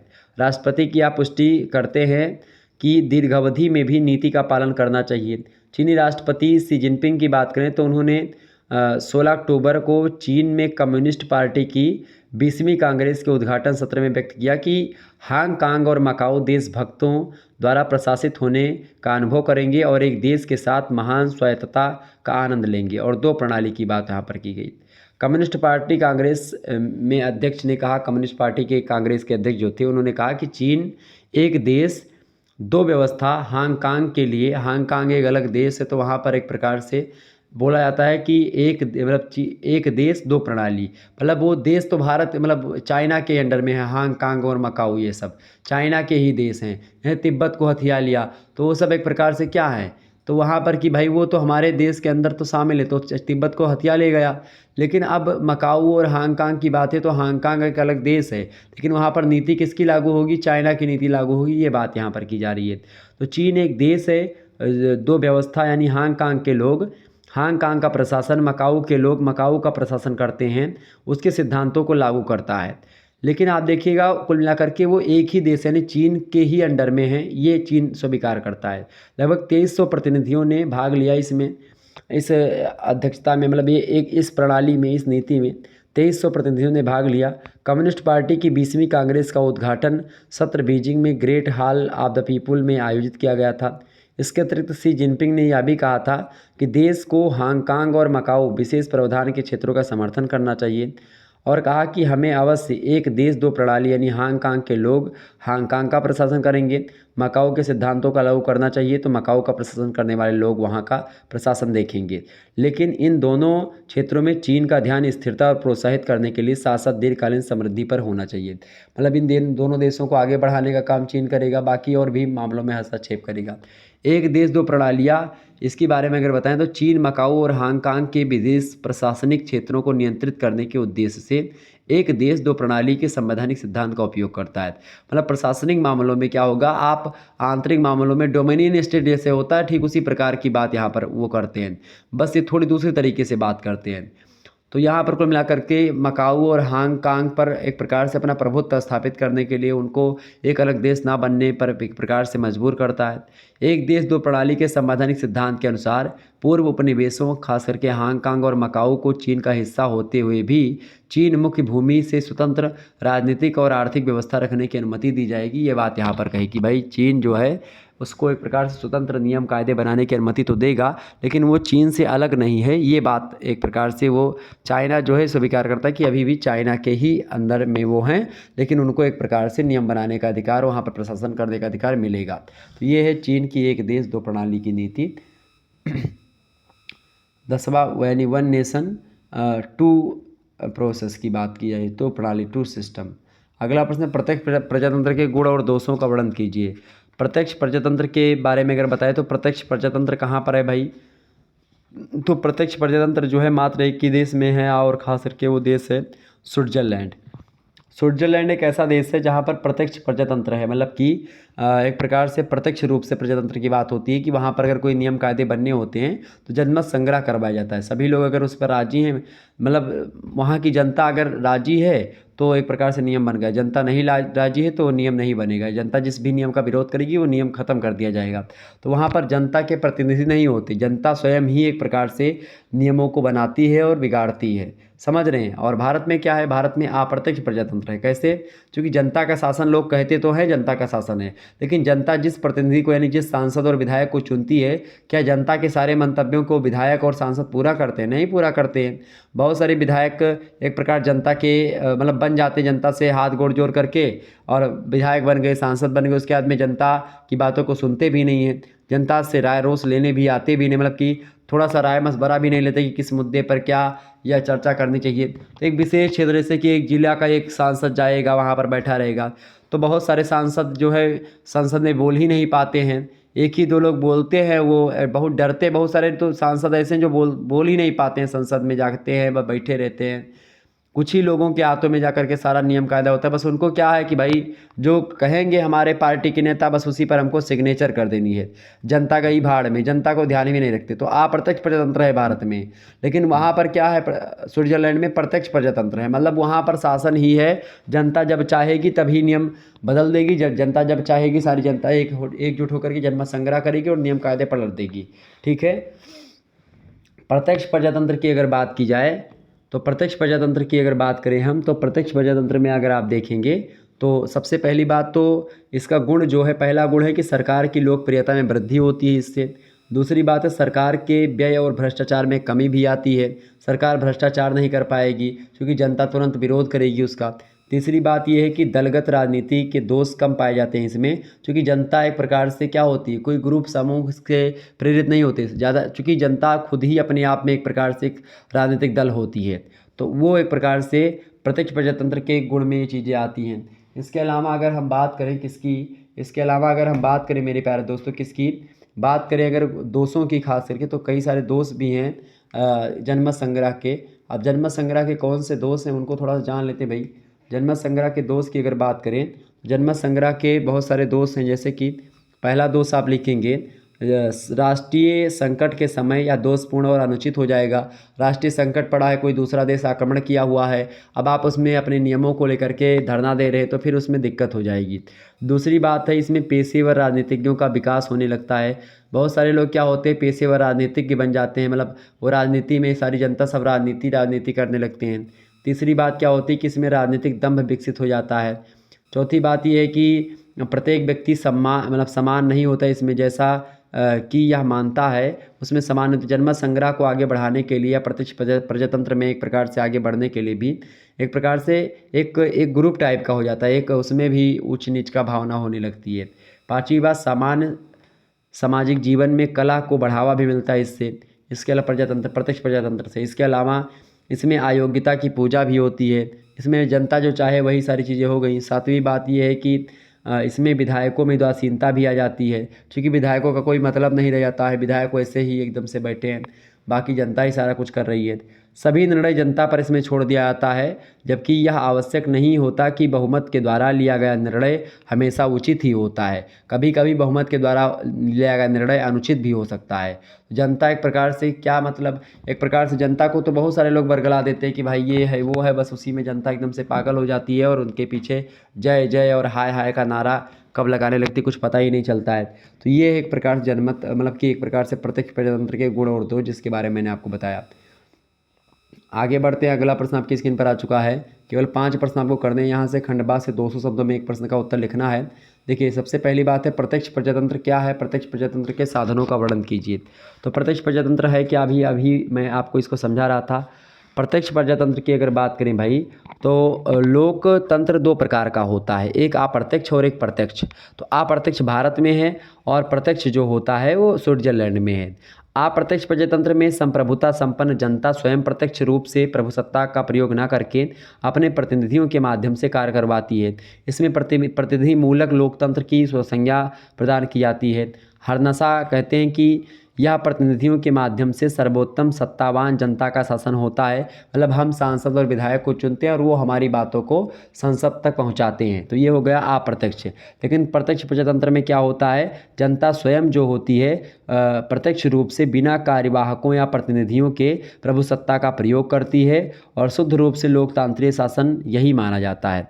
प्राचीन काल में यूनानी नगर राज्यों और भारत के वज्जी संघ आप देखते हैं उसमें प्रजातंत्र प्रत्यक्ष रूप से ही था। वर्तमान समय में स्विट्जरलैंड के 5 कैंटेनो, आउटर और अपन जेल, उरी और इसके अलावा आंटक वाल्डेन तथा ग्लारस में प्रत्यक्ष लोकतंत्र प्रचलित है। तो इस तरह से क्या होता है कि जब नागरिक स्वयं प्रत्यक्ष रूप से सार्वजनिक विषयों पर अपना मत प्रकट करता है और शासन संचालन में प्रत्यक्ष प्रजातंत्र में स्वयं जनता राज्य का संचालन करती है और सार्वजनिक विषयों पर अपनी इच्छा प्रकट करती है, यह व्यवस्था छोटे राज्यों में ही संभव है। और चूंकि प्राचीन यूनान के राज्य जो थे छोटे छोटे हुआ करते थे, तो इसीलिए वहाँ पर सरलतापूर्वक प्रत्यक्ष प्रजातंत्र संभव हो जाता था।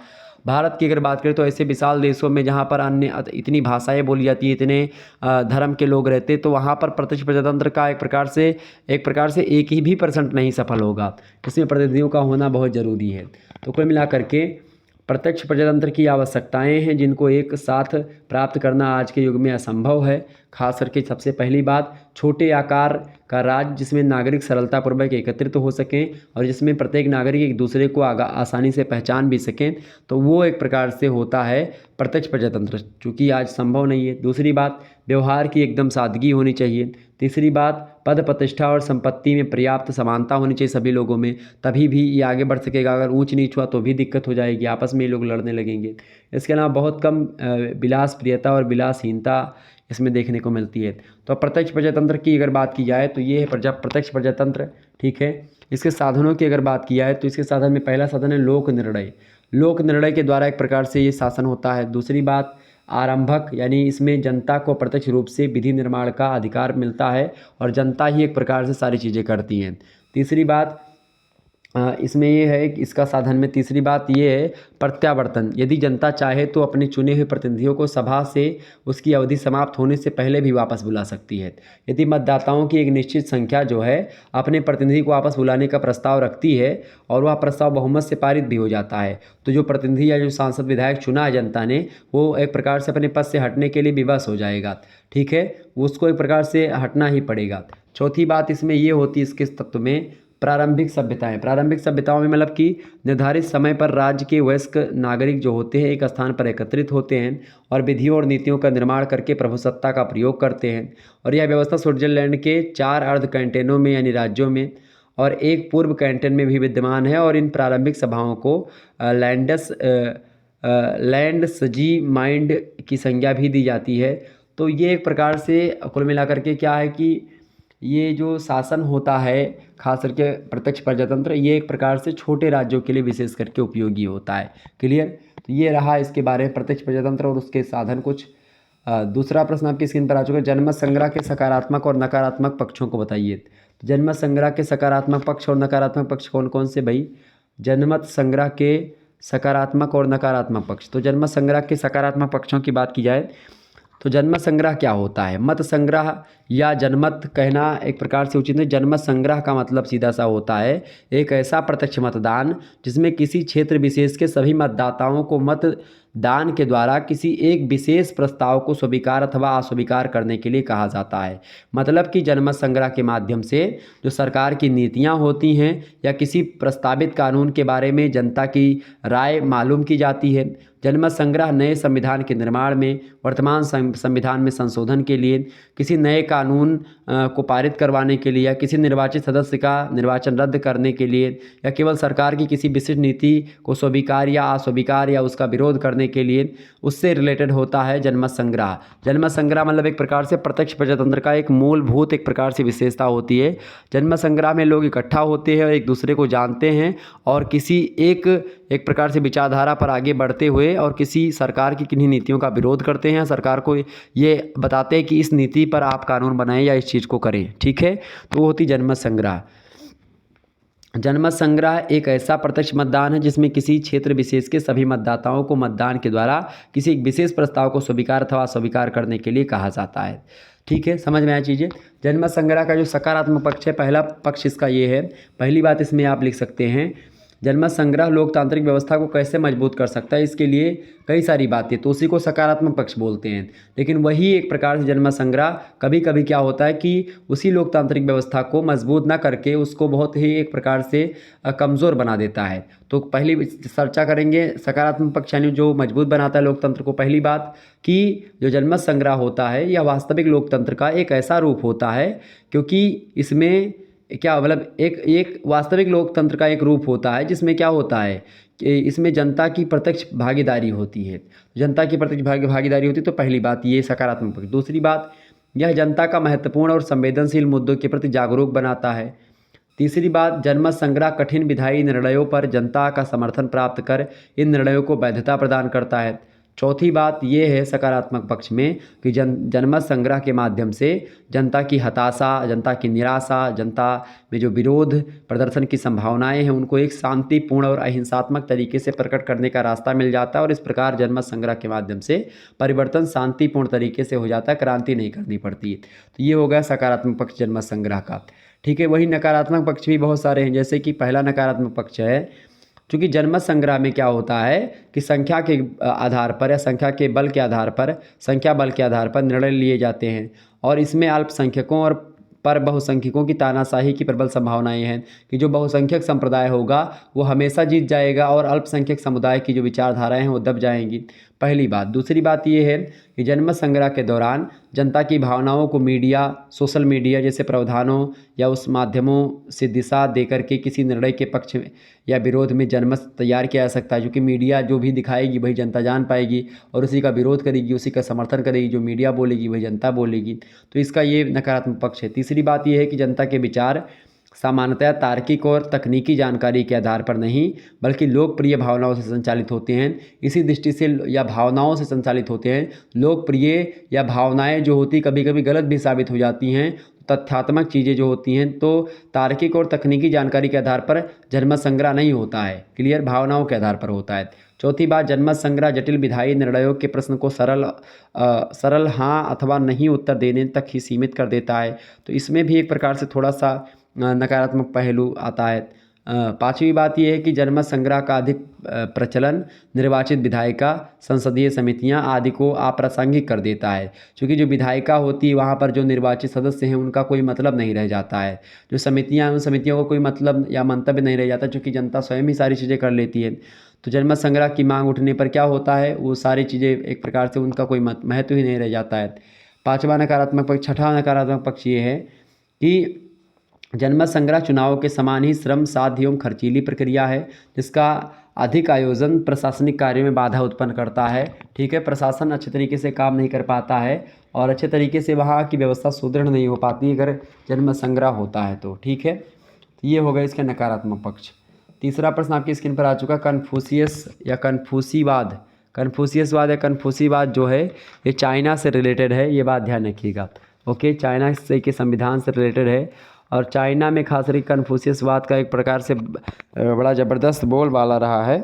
आपको बता दूं, कन्फ्यूशियस जो था एक व्यक्ति था। ठीक है, कन्फ्यूशियस जो था, कन्फ्यूसीवाद आस्थावादी मानवतावादी धर्म पर आधारित एक, मतलब उस पर मानवतावाद और आदर्शवाद पर आधारित एक धर्म है जिसका जीवन, सामाजिक संरचना और चीन के राजनीतिक दर्शन पर एक महत्वपूर्ण प्रभाव पड़ा है।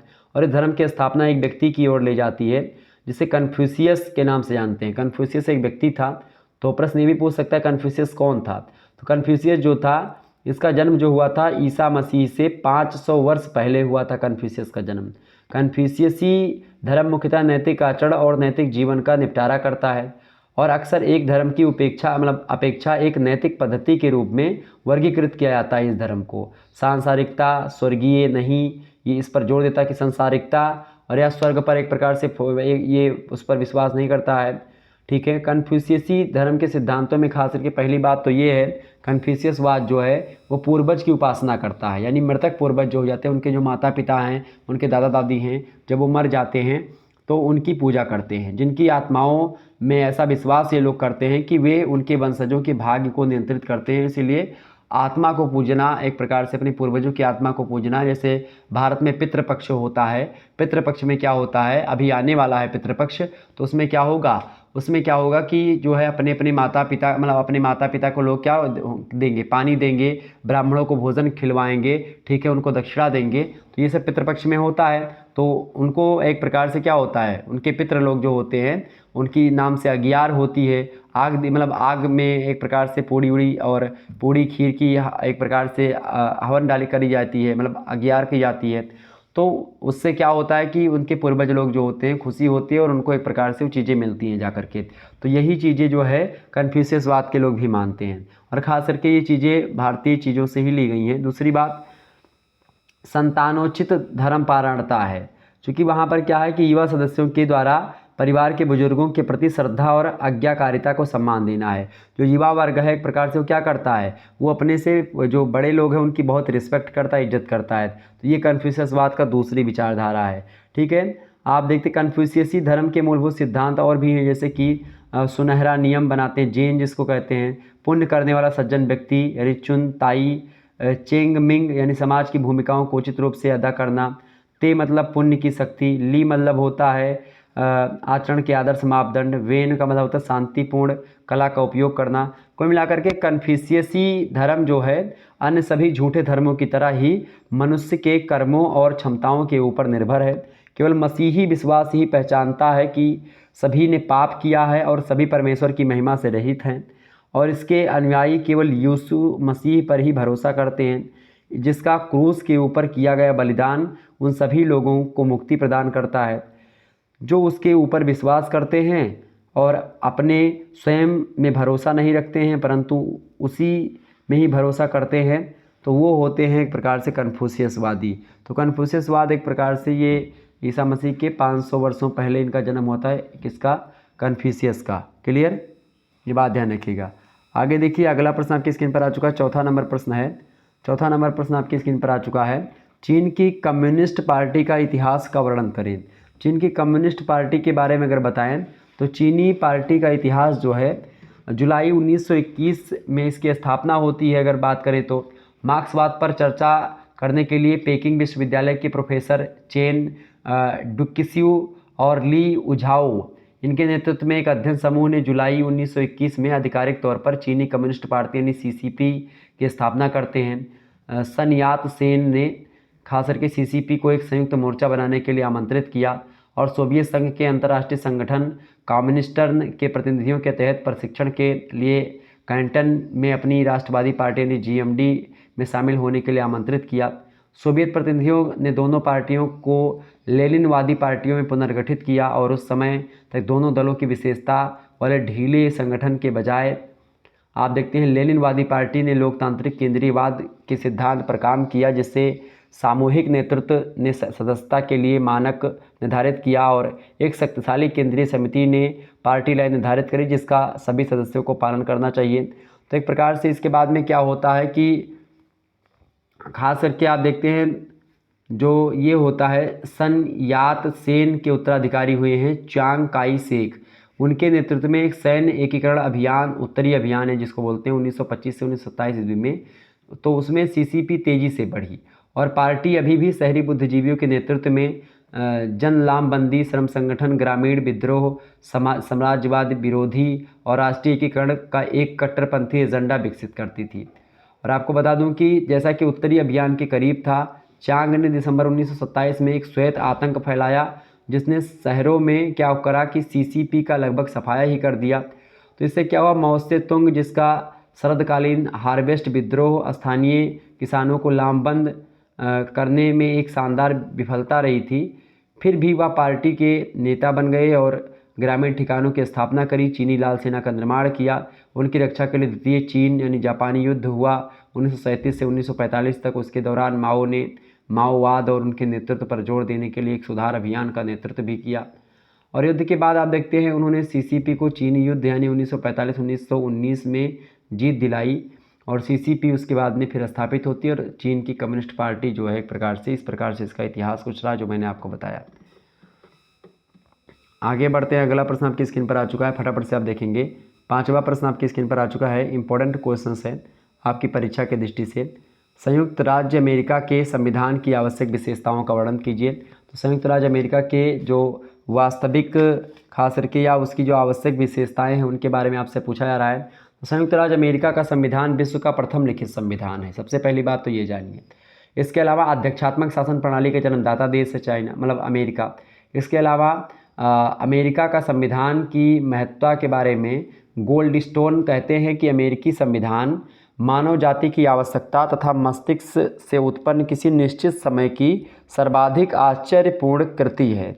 अमेरिका के संविधान की कई सारी विशेषताएं हैं। पहली विशेषता आप लिख सकते हैं निर्मित संविधान, क्योंकि अमेरिका का संविधान एक निश्चित योजना के द्वारा एक निश्चित समय में बनाया गया था। 1787 ईस्वी के फिलाडेल्फिया सम्मेलन में इसका निर्माण किया गया और 1789 ईस्वी में आपको पता होगा ये अमेरिका का संविधान लागू किया गया था। दूसरी विशेषता इसकी ये है कि ये एक लिखित संविधान है। लॉर्ड ब्राइस कहते हैं कि अमेरिका का संविधान विश्व के लिखित संविधानों में सर्वोच्च स्थान रखता है। ठीक है, इसमें सभी धाराएं जो हैं वो लिखित हैं। क्लियर, तो ये लिखित संविधान है। तीसरी विशेषता इसकी क्या है? तीसरी विशेषता इसकी ये है मेरे भाई कि विश्व का सर्वाधिक संक्षिप्त संविधान है, बहुत छोटा संविधान है ये। विश्व के लिखित संविधानों में अमेरिका का संविधान जो है सबसे अधिक छोटा है। जैसे कि इसमें कुल मिलाकर के मात्र अमेरिका के संविधान में 7 अनुच्छेद हैं। समझ रहे हैं चीज़ों को?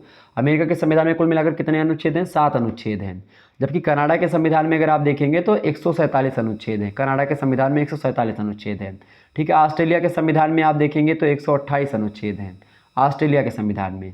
और अपने अनुच्छेद में यानी अपने भारतीय अनुच्छेद में अगर आप बात करें, मतलब भारतीय संविधान में, तो भारतीय संविधान में 395 यानी 395 अनुच्छेद है। यानी दुनिया का सबसे बड़ा लिखित संविधान जो है भारत का लिखित संविधान है और दुनिया का सबसे छोटा संविधान जो है लिखित संविधान वो अमेरिका का संविधान है। चीज़ों को समझिए। भारत में संविधान में 12 अनुसूचियाँ हैं। क्लियर, सारी चीज़ें ध्यान रखिएगा। 395 संविधान संशोधन मुख्य रूप से हैं, बाकी उसमें बहुत सारे संशोधन हुए हैं, तो ए बी करके वृद्धि भी और हुई है। ठीक है, लगभग 100 से अधिक बार संविधान संशोधन ही हो चुका है। चौथी विशेषता ये है संयुक्त राज्य अमेरिका के संविधान की कि कठोर संविधान है यहाँ का। ठीक है, क्योंकि अभी तक इसमें केवल मात्र 27 संशोधन ही हो पाए हैं। अमेरिका का संविधान एक कठोर संविधान है। ठीक है, और अन्य संविधानों के विपरीत अमेरिका का संविधान जो है साधारण कानूनों या एक प्रकार साधारण तरीके से इसमें संविधान संशोधन नहीं हो पाता है, बहुत जटिल प्रक्रिया है। पांचवी विशेषता इनके संविधान की अमेरिका के कि अमेरिका का संविधान जो है उसमें संविधान की सर्वोच्चता सर्वोपरि मानी गई है, जो कि अमेरिका के संविधान का निर्माण जन संविधान के द्वारा अंतिम सत्ता जनता को प्रदान की जाती है। और संविधान की प्रस्तावना में ही अमेरिका के लिखा गया है कि हम संयुक्त राज्य अमेरिका के लोग अधिक शक्तिशाली संघ बनाने, न्याय की स्थापना, आंतरिक शक्ति की प्राप्ति, सामान्य प्रतिरक्षा की व्यवस्था और सार्वजनिक कल्याण में बढ़ोतरी करने तथा अपनी संतान हेतु स्वतंत्रता के वरदान को सुरक्षित रखने के लिए संयुक्त राज्य अमेरिका के संविधान को अपनाते हैं। ये संविधान में लिखा गया हम संयुक्त राज्य अमेरिका के लोग, और यहीं से टाइटल लिया गया है भारत में कि हम भारत के लोग भारत को एक संपूर्ण प्रभुत्व संपन्न समाजवादी पंथ निरपेक्ष राज्य बनाने के लिए फला फला न्याय, फला फला स्वतंत्रता इसकी बात करते हैं और इसको अंगीकृत, अधिनियमित और आत्मसमर्पित करते हैं। ये अमेरिका के संविधान की इससे भाषा ली गई, खास करके जो भारतीय संविधान की प्रस्तावना की भाषा है। ठीक है, छठी विशेषता ये है अमेरिका के संविधान की कि अमेरिका का संविधान जो है गणतंत्रात्मक शासन है। यहाँ पर रिपब्लिकन शासन है, मतलब कि राजाध्यक्ष और शासनाध्यक्ष राष्ट्रपति ब्रिटेन की भांति वंशानुगत नहीं होता। यहाँ पर जो राज्याध्यक्ष और शासनाध्यक्ष होता है वो चुना जाता है, यहाँ पर जनप्रतिनिधियों के द्वारा चुना जाता है। राज्यों के गवर्नर भी जनता के द्वारा चुने जाते हैं और उनके द्वारा राष्ट्रपति का चुनाव होता है, और राष्ट्रपति एक प्रकार से वहाँ पर प्रधानमंत्री का काम करता है। जैसे ब्रिटेन में क्या है, जो राष्ट्रपति होता है वो एक प्रकार से क्या है, राजा मतलब वंशानुगत होता है। तो भारत में क्या है, भारत में भी गणतंत्र है, चूँकि भारत में क्या होता है कि जो राष्ट्रपति जनता के द्वारा चुना जाता है, लेकिन वो शासन नहीं करता वास्तविक शासन। ठीक है, प्रधानमंत्री वास्तविक शासन करता है। सातवीं विशेषता है अमेरिका के संविधान की संघात्मक शासन व्यवस्था है। वहाँ पर संघात्मक शासन व्यवस्था मतलब राज्य और जो एक प्रकार से संघ केंद्र आपस में संगठित होते हैं, लेकिन वहाँ पर दोहरी नागरिकता है। आठवीं विशेषता आप लिख सकते हैं कि अध्यक्षात्मक शासन प्रणाली वहाँ पर। 10वीं बात आप 9वीं बात बता सकते हैं कि शक्तियों का पृथक्करण है। 11वीं बात आप समझा सकते हो अवरोध और संतुलन का सिद्धांत की बात करता है। न्यायपालिका की सर्वोच्चता और न्यायिक पुनर्विलोकन की व्यवस्था करता है। मौलिक अधिकारों की व्यवस्था अमेरिका के संविधान में की गई नागरिकों के लिए। ठीक है, ताकि जनता शासन के निरंकुशता से बच सके। दोहरी नागरिकता का प्रावधान है। और संविधान के 14वें संशोधन में कहा गया अमेरिका में कि सभी व्यक्ति जो संयुक्त राज्य अमेरिका में जन्मे या उन्होंने बाद में नागरिकता के अधिकार प्राप्त किए हैं और संयुक्त राज्य के क्षेत्र में रहते हैं उसके भी नागरिक हैं। मतलब संयुक्त राज्य अमेरिका के एक राज्य की नागरिकता है और एक देश की नागरिकता है। ठीक है, लूट प्रथा भी यहाँ के संविधान की एक विशेषता है। लूट प्रथा अमेरिकी संविधान की प्रमुख विशेषता इसलिए है, इसका मतलब ये है कि नवनिर्वाचित राष्ट्रपति पहले के कर्मचारियों तथा उच्च पदाधिकारियों को हटा करके अपने दल के समर्थकों को तथा अपनी रुचि के व्यक्तियों को महत्वपूर्ण शासकीय पदों पर नियुक्त कर सकता है। ये यहाँ पर अधिकार है। तो एक लूट प्रथा भी एक प्रकार से बोली जाती है अमेरिका के संविधान की विशेषता। ठीक है, ये बात ध्यान रखेंगे। आगे बढ़ते हैं। अगला प्रश्न है 6ठा नंबर, संयुक्त राज्य अमेरिका की न्यायपालिका का क्षेत्राधिकार, शक्तियाँ एवं कार्यों को बताइए। अमेरिका के संविधान के न्यायपालिका की अगर बात की जाए तो न्यायपालिका को कई सारे कार्य मिले हैं और ख़ास करके आप देखते हैं अमेरिकी सर्वोच्च न्यायालय को अनेक शक्तियों से विभूषित किया गया है। जैसे कि आप देखते हैं कि अमेरिकी के संविधान की सर्वोच्च न्यायालय की शक्तियों और कार्यों की अगर बात करें तो सबसे पहला कार्य जो है वो है प्रारंभिक अधिकार, क्षेत्राधिकार। अमेरिका के संविधान के द्वारा निम्नलिखित 2 प्रकार के मामलों में सर्वोच्च न्यायालय को प्रारंभिक अधिकार दिए गए। पहला तो राजदूतों, वाणिज्य राजदूतों और अन्य प्रकार के विदेशी प्रतिनिधियों तथा सार्वजनिक मंत्री से संबंधित मामलों को वो देखेगा सुप्रीम कोर्ट। इसके अलावा वही मामले जो संयुक्त राज्य अमेरिका या कोई एक या एक से अधिक राज्य पक्ष हों तो भी एक प्रकार से सुप्रीम कोर्ट ही उस मामले को देखेगा। अपीलीय अधिकारी क्षेत्र होता है। एक अपीलीय अधिकारी क्षेत्र में खास करके आप देखते हैं इन देशों के सर्वोच्च न्यायालयों की तरह अमेरिकी सर्वोच्च न्यायालय भी अपील का अधिकार प्राप्त करता है। यह अधिकार अमेरिकी कांग्रेस के द्वारा व्यवस्थित होता है, संसद के द्वारा वहाँ की। और 1935 में अधिकार क्षेत्र अधिनियम द्वारा सर्वोच्च न्यायालय का अपीलीय क्षेत्राधिकार उन संवैधानिक मामलों तक ही सीमित है जिनमें खास करके किसी राज्य के उच्च न्यायालय के द्वारा अमेरिका के किसी संधि या कानून के विरुद्ध निर्णय किए जाने पर या किसी ऐसे कानून को वैध घोषित किया गया हो जो अमेरिकी संविधान या संधि के विपरीत हो। मतलब सिंपल सी बात है, जैसे आज आप PIL या अपील दायर करते हैं सुप्रीम कोर्ट में जाकर के कि अगर हाई कोर्ट में आपको वो नहीं मिलता है तो आप सुप्रीम कोर्ट जाते हैं, तो एक प्रकार से ऐसे वहाँ पर भी आप कर सकते हैं अमेरिका में। इसके अलावा न्यायिक पुनरावलोकन का अधिकार है वहाँ की एक प्रकार से न्यायपालिका को, ठीक है। इसके अलावा संविधान का संरक्षण है, ठीक है। इसके अलावा क्योंकि अनुच्छेद 6 में कहा गया अमेरिका के संविधान के कि संविधान और इसके विपरीत निर्मित संयुक्त राज्य की समस्त विधियां और संयुक्त राज्य की ओर से की गई या की जाने वाली समस्त संधियां इस देश की सर्वोच्च विधियां होंगी और प्रत्येक राज्य में न्यायाधीश उन्हें मानने के लिए बाध्य होंगे, उनसे असंगत राज्य के संविधान या विधियों को नहीं। इस वैधता या अवैधता को निश्चित करके अमेरिकी संविधान या अमेरिकी सर्वोच्च न्यायालय ने संविधान के संरक्षक के रूप में कार्य करता है, ठीक है। इसे भारत में भी यही करता है, मतलब कि संधात्मकता की रक्षा करता है भारतीय मतलब अमेरिकी संविधान। इसके अलावा उत्प्रेषण संबंधी न्याय क्षेत्र भी यहाँ पर एक प्रकार से उसमें भी भूमिका निभाता है। तो कई सारे कार्य होते हैं अमेरिका के न्यायपालिका के। 7वां क्वेश्चन आप देखेंगे, ब्रिटिश संविधान की प्रमुख विशेषताएं और लक्षणों को बताएं। ब्रिटेन के संविधान की क्या विशेषताएं, भाई फटाफट से आप बताने का प्रयास करेंगे। ब्रिटेन के संविधान की विशेषताओं की अगर बात की जाए तो ब्रिटिश संविधान अन्य देशों के संविधानों से बहुत ही लक्षणों से अलग है, बहुत ही अपने विशेषताओं में अलग है। चूँकि ब्रिटेन देश के करधारों के द्वारा निश्चित स्थान व समय में निर्मित संविधान नहीं इसका, बल्कि जो ब्रिटेन का संविधान है वो समय समय पर विभिन्न आवश्यकताएं जो जैसे जैसे उत्पन्न होती गई वैसे वैसे उन्हीं के आधार पर वहाँ पर संविधान का विकास होता गया। और ब्रिटेन के लोगों ने सर्वप्रथम यह खोज करी कि किसी प्रकार राज्य प्रजातांत्रिक प्रणाली के आधार पर चलाया जा सकता है, और यही कारण है कि हम संविधान की विशेषताओं का वर्णन जो है एक प्रकार से ब्रिटेन के संविधान की अगर बात करते तो ब्रिटेन के संविधान का बहुत ज़्यादा प्रभाव पड़ा है भारतीय संविधान पर। पहली बात तो इसकी विशेषता में आप लिख सकते हैं अलिखित संविधान है। ब्रिटेन का संविधान अलिखित संविधान है और इंग्लैंड का संविधान खास करके वो कोई लिखा पढ़ा नहीं। जैसे अमेरिका का संविधान लिखा पढ़ा है लेकिन भारत का संविधान लिखा मतलब अमेरिका का संविधान लिखा पढ़ा है, भारत का संविधान लिखा पढ़ा लेकिन ब्रिटेन का संविधान लिखा पढ़ा नहीं है, ठीक है। कई विद्वानों जैसे टाका बिल्ली तथा पेन के मत आप देखिएगा तो कहते हैं कि इंग्लैंड का संविधान है ही नहीं। मतलब टाका बिल्ली और पेन कहते हैं कि इंग्लैंड का संविधान जो है वो संविधान नहीं है, ठीक है। वो एक प्रकार से परंपराओं रीति रिवाजों और उसी का एक दस्तावेज या उसी पर एक प्रकार चलने वाला एक देश है, ठीक है।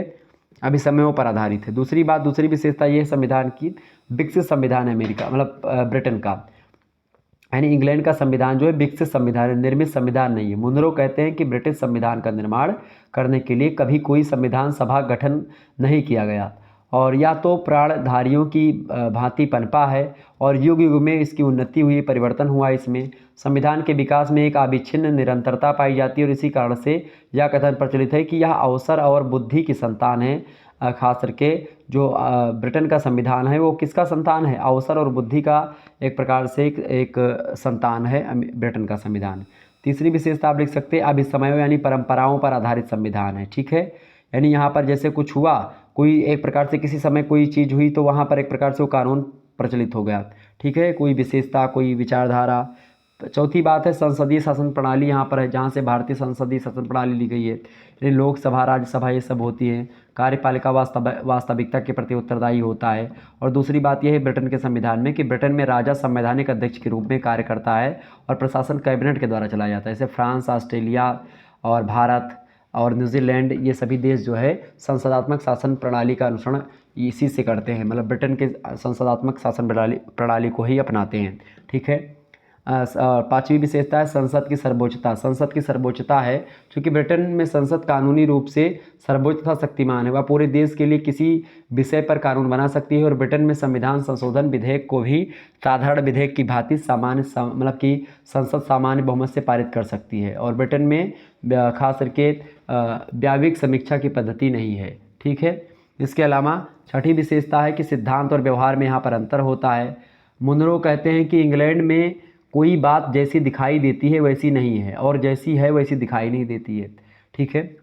सातवीं बात यह है, सातवीं विशेषता कि विधि का शासन है वहाँ पर। प्रोफेसर डायसी ने विधि को निम्नलिखित 3 बातों का समावेश किया है। पहली बात तो किसी व्यक्ति को बिना अपराध के लिए दंड नहीं किया जा सकता, ये है विधि। दूसरी बताया कि कोई व्यक्ति कानून से परे नहीं है, प्रधानमंत्री से लेकर के सिपाही तक न्यायालय द्वारा एक मतलब सभी कानून की दृष्टि में समान है। तीसरी बात विधान के मुख्य सिद्धांत न्यायालयों द्वारा निश्चयों और निर्णयों के परिणाम हैं, ये इसके द्वारा विधि का शासन वहाँ पर बना है, ठीक है, इंग्लैंड में। क्लियर। एकात्मक शासन प्रणाली वहाँ पर, ठीक है। कार्यपालिका, विधायिका और न्यायपालिका आदि सभी शक्तियाँ केंद्र सरकार के हाथों में निहित होती हैं, तो एकात्मक शासन प्रणाली है। भारत में भी यही है। सीमित राजतंत्र की बात करता है ब्रिटेन का संविधान। लोकतांत्रिक शासन की बात करता है और इसके अलावा लचीला संविधान है भारतीय संविधान की भांति। भारतीय संविधान कठोर भी है और लचीला भी है, लेकिन ब्रिटेन का संविधान लचीला ही है, कठोर ज़्यादा नहीं है, ठीक है। आगे देखिए 8वां प्रश्न आपकी स्क्रीन पर आ चुका है। जो है उपनिवेशवाद की शुरुआत या स्थापना के कारणों को बताइए। उपनिवेशवाद की शुरुआत या फिर एक प्रकार से क्या पूछा जा रहा है, कारणों के बारे में कि भाई उपनिवेशवाद के कारण की शुरुआत कब हुई। इंपॉर्टेंट प्रश्न है आपकी परीक्षा की दृष्टि से। उपनिवेशवाद के बारे में मैंने आपको बता भी दिया था। उपनिवेशवाद का कारण क्या है, पहला कारण है उपनिवेशवाद का व्यापारिक दृष्टिकोण। चूँकि क्या हुआ कि इंग्लैंड में शांति की स्थापना जब हो जाती है तो उद्योग और व्यापार में एक प्रकार से उन्नति होना प्रारंभ हो जाती है, किंतु अपना सामान बेचने के लिए अंग्रेज़ों के पास बाजार नहीं थे और स्टुअर्ट काल की स्थापना तक अंग्रेज उपनिवेशों की अध्यक्षता मतलब आवश्यकता अनुभव करने लगे, जिससे स्पेन, पुर्तगाल, फ्रांस आदि देशों के सामान भी कच्चा माल प्राप्त हो सके और अपने निर्मित जो है सामान को इन उपनिवेशों में बेचा जा सके। मतलब उपनिवेशवाद ये सब एक प्रकार से इसलिए हुआ था चूँकि अपने माल को, कच्चा माल जो है वहाँ से लिया जाए और उसको मशीन में बना करके, चूँकि औद्योगिक क्रांति हुई थी तो उससे कच्चा माल ले करके और वहाँ के लोगों को बेचा जाए तो इससे मुनाफा कमाया जाएगा। इसके अलावा पहली कारण ये था। दूसरा कारण था निरंकुश राजतंत्रों का उदय। चूँकि यूरोप में पुनर्जागरण के दौरान निरंकुश राजतंत्रों का उदय हो गया था और इन शक्तिशाली राज्यों ने अपने देश की बढ़ती हुई जनसंख्या को बढ़ाने और बसाने और उत्पादित माल को खपाने के लिए उपनिवेशवाद नीति को अपनाना प्रारंभ किया। फ्रांस, स्पेन, पुर्तगाल, इंग्लैंड सबसे प्रमुख राष्ट्रीय राज्य रहे जो कि एक प्रकार से उपनिवेशवाद के समर्थन में उतरे और ये इन लोगों ने लोगों पर शासन भी किया। तीसरा कारण ये रहा है अतिरिक्त उत्पादन, ठीक है। चूँकि इंग्लैंड में ज़्यादा उत्पादन भी होने लगा 1870 ईस्वी के बाद में औद्योगिक क्रांति के परिणाम स्वरूप क्या होता है, औद्योगिक उत्पादन में वृद्धि होती है। इंग्लैंड और फ्रांस के साथ ही जर्मनी, इटली, संयुक्त राज्य अमेरिका में भी औद्योगिक उत्पादन बढ़ता है। इंग्लैंड को अपने इन सभी माल को बेचने के लिए चिंता होने लगी कहाँ पर माल बेचा जाएगा, तो इसके लिए उपनिवेशवाद को बढ़ावा मिला। चौथा कारण है अतिरिक्त पूंजी। चूँकि इन लोगों के पास अतिरिक्त पूंजी थी, ज़्यादा पैसे थे, तो पैसे को एक प्रकार से लगाते थे और फिर उसमें एक प्रकार से अच्छे तरीके से आगे बढ़ते थे और उनको बाज़ार की आवश्यकता थी। पांचवा कारण ये रहा कि कच्चे माल की आवश्यकता थी और कच्चा माल वहाँ पर मिल नहीं रहा था। उपनिवेशवाद के उदय का एक कारण कच्चे माल की आवश्यकता था, चूँकि औद्योगिक उत्पादन के लिए रबर, टिन, कपास, वनस्पति तेल ये सब एक प्रकार से कच्चे माल की मांग जो है इन सभी की जा रही थी और ये उस समय यूरोपीय कंट्रीज़ में नहीं मिलते थे, तो इसके लिए लोग जो है आगे बढ़ने लगे और उपनिवेश बनाने लगे, ठीक है। छठी बात ये है कि भौगोलिक खोजें होने लगी। मैंने आपको बताया शुरुआत में ही कि वास्को डी गामा, कोलंबस इन सभी लोगों ने समुद्री खोजें प्रारंभ कर दी। उसके परिणाम स्वरूप जो है लोगों ने एक प्रकार से यहाँ पर रह करके फूट डालो राज करो की नीति अपना करके यहाँ पर शासन करना प्रारंभ किया। पहले व्यापारिक दृष्टिकोण से आए थे, बाद में राजनीतिक दृष्टिकोण अपना लेते हैं, ठीक है। इसके बाद में राष्ट्रीयता भी एक प्रकार से, चूँकि क्या होता है कि राष्ट्रीयता की भावना से प्रेरित होकर के यूरोप के विविध राज्य विश्व में अपनी शक्ति का विस्तार करने के लिए आतुर होने लगे। जर्मनी और इटली अपना एकीकरण जो है पूरा कर चुके थे। औद्योगिक करण का एक प्रकार से गणेश हो चुका था यूरोप में और ऐसे में लोग सोच रहे थे कि अब दूसरे देशों में जाया जाए, वहाँ पर एक प्रकार से अपनी शक्तियों का प्रदर्शन किया जाए। फ्रांस एशिया युद्ध पराजित फ्रांस को यह आशा थी कि उपनिवेशों की वृद्धि करके अपनी एक प्रकार से जो हमारी जो गौरव ख़त्म हुआ है, फ्रांस सोच रहा था उस गौरव को प्राप्त किया जाए।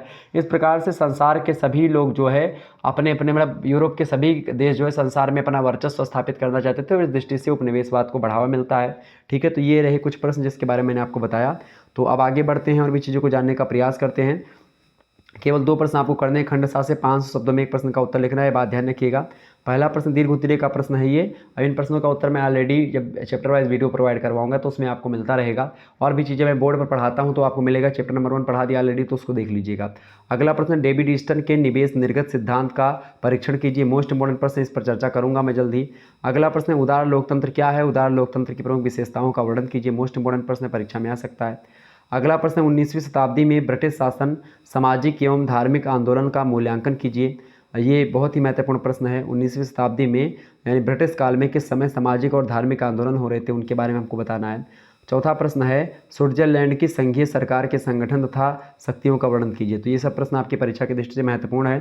तो ये एक प्रकार से लिखित टाइप का मॉडल पेपर है जो विभिन्न विश्वविद्यालयों के लिए बहुत ही महत्वपूर्ण है। तो इस तरीके से आप लोगों ने BA फिफ्थ सेमेस्टर राजनीति शास्त्र पेपर 1 के मॉडल पेपर के बारे में जाना। पेपर 1 में आपको तुलनात्मक सरकार और राजनीति के बारे में पढ़ना था, यानी comparative government and politics, UK, USA, Switzerland, China के संविधान। दूसरे पेपर में आपको पढ़ना है लोक प्रशासन के सिद्धांत, तो उसका भी मॉडल पेपर मैं 1-2 दिनों में उसको भी दे दूंगा। और साथ ही साथ चैप्टर नंबर 1 दोनों का ऑलरेडी अवेलेबल करवा दी, तो आप लोगों ने नहीं देखा तो देख लीजिएगा।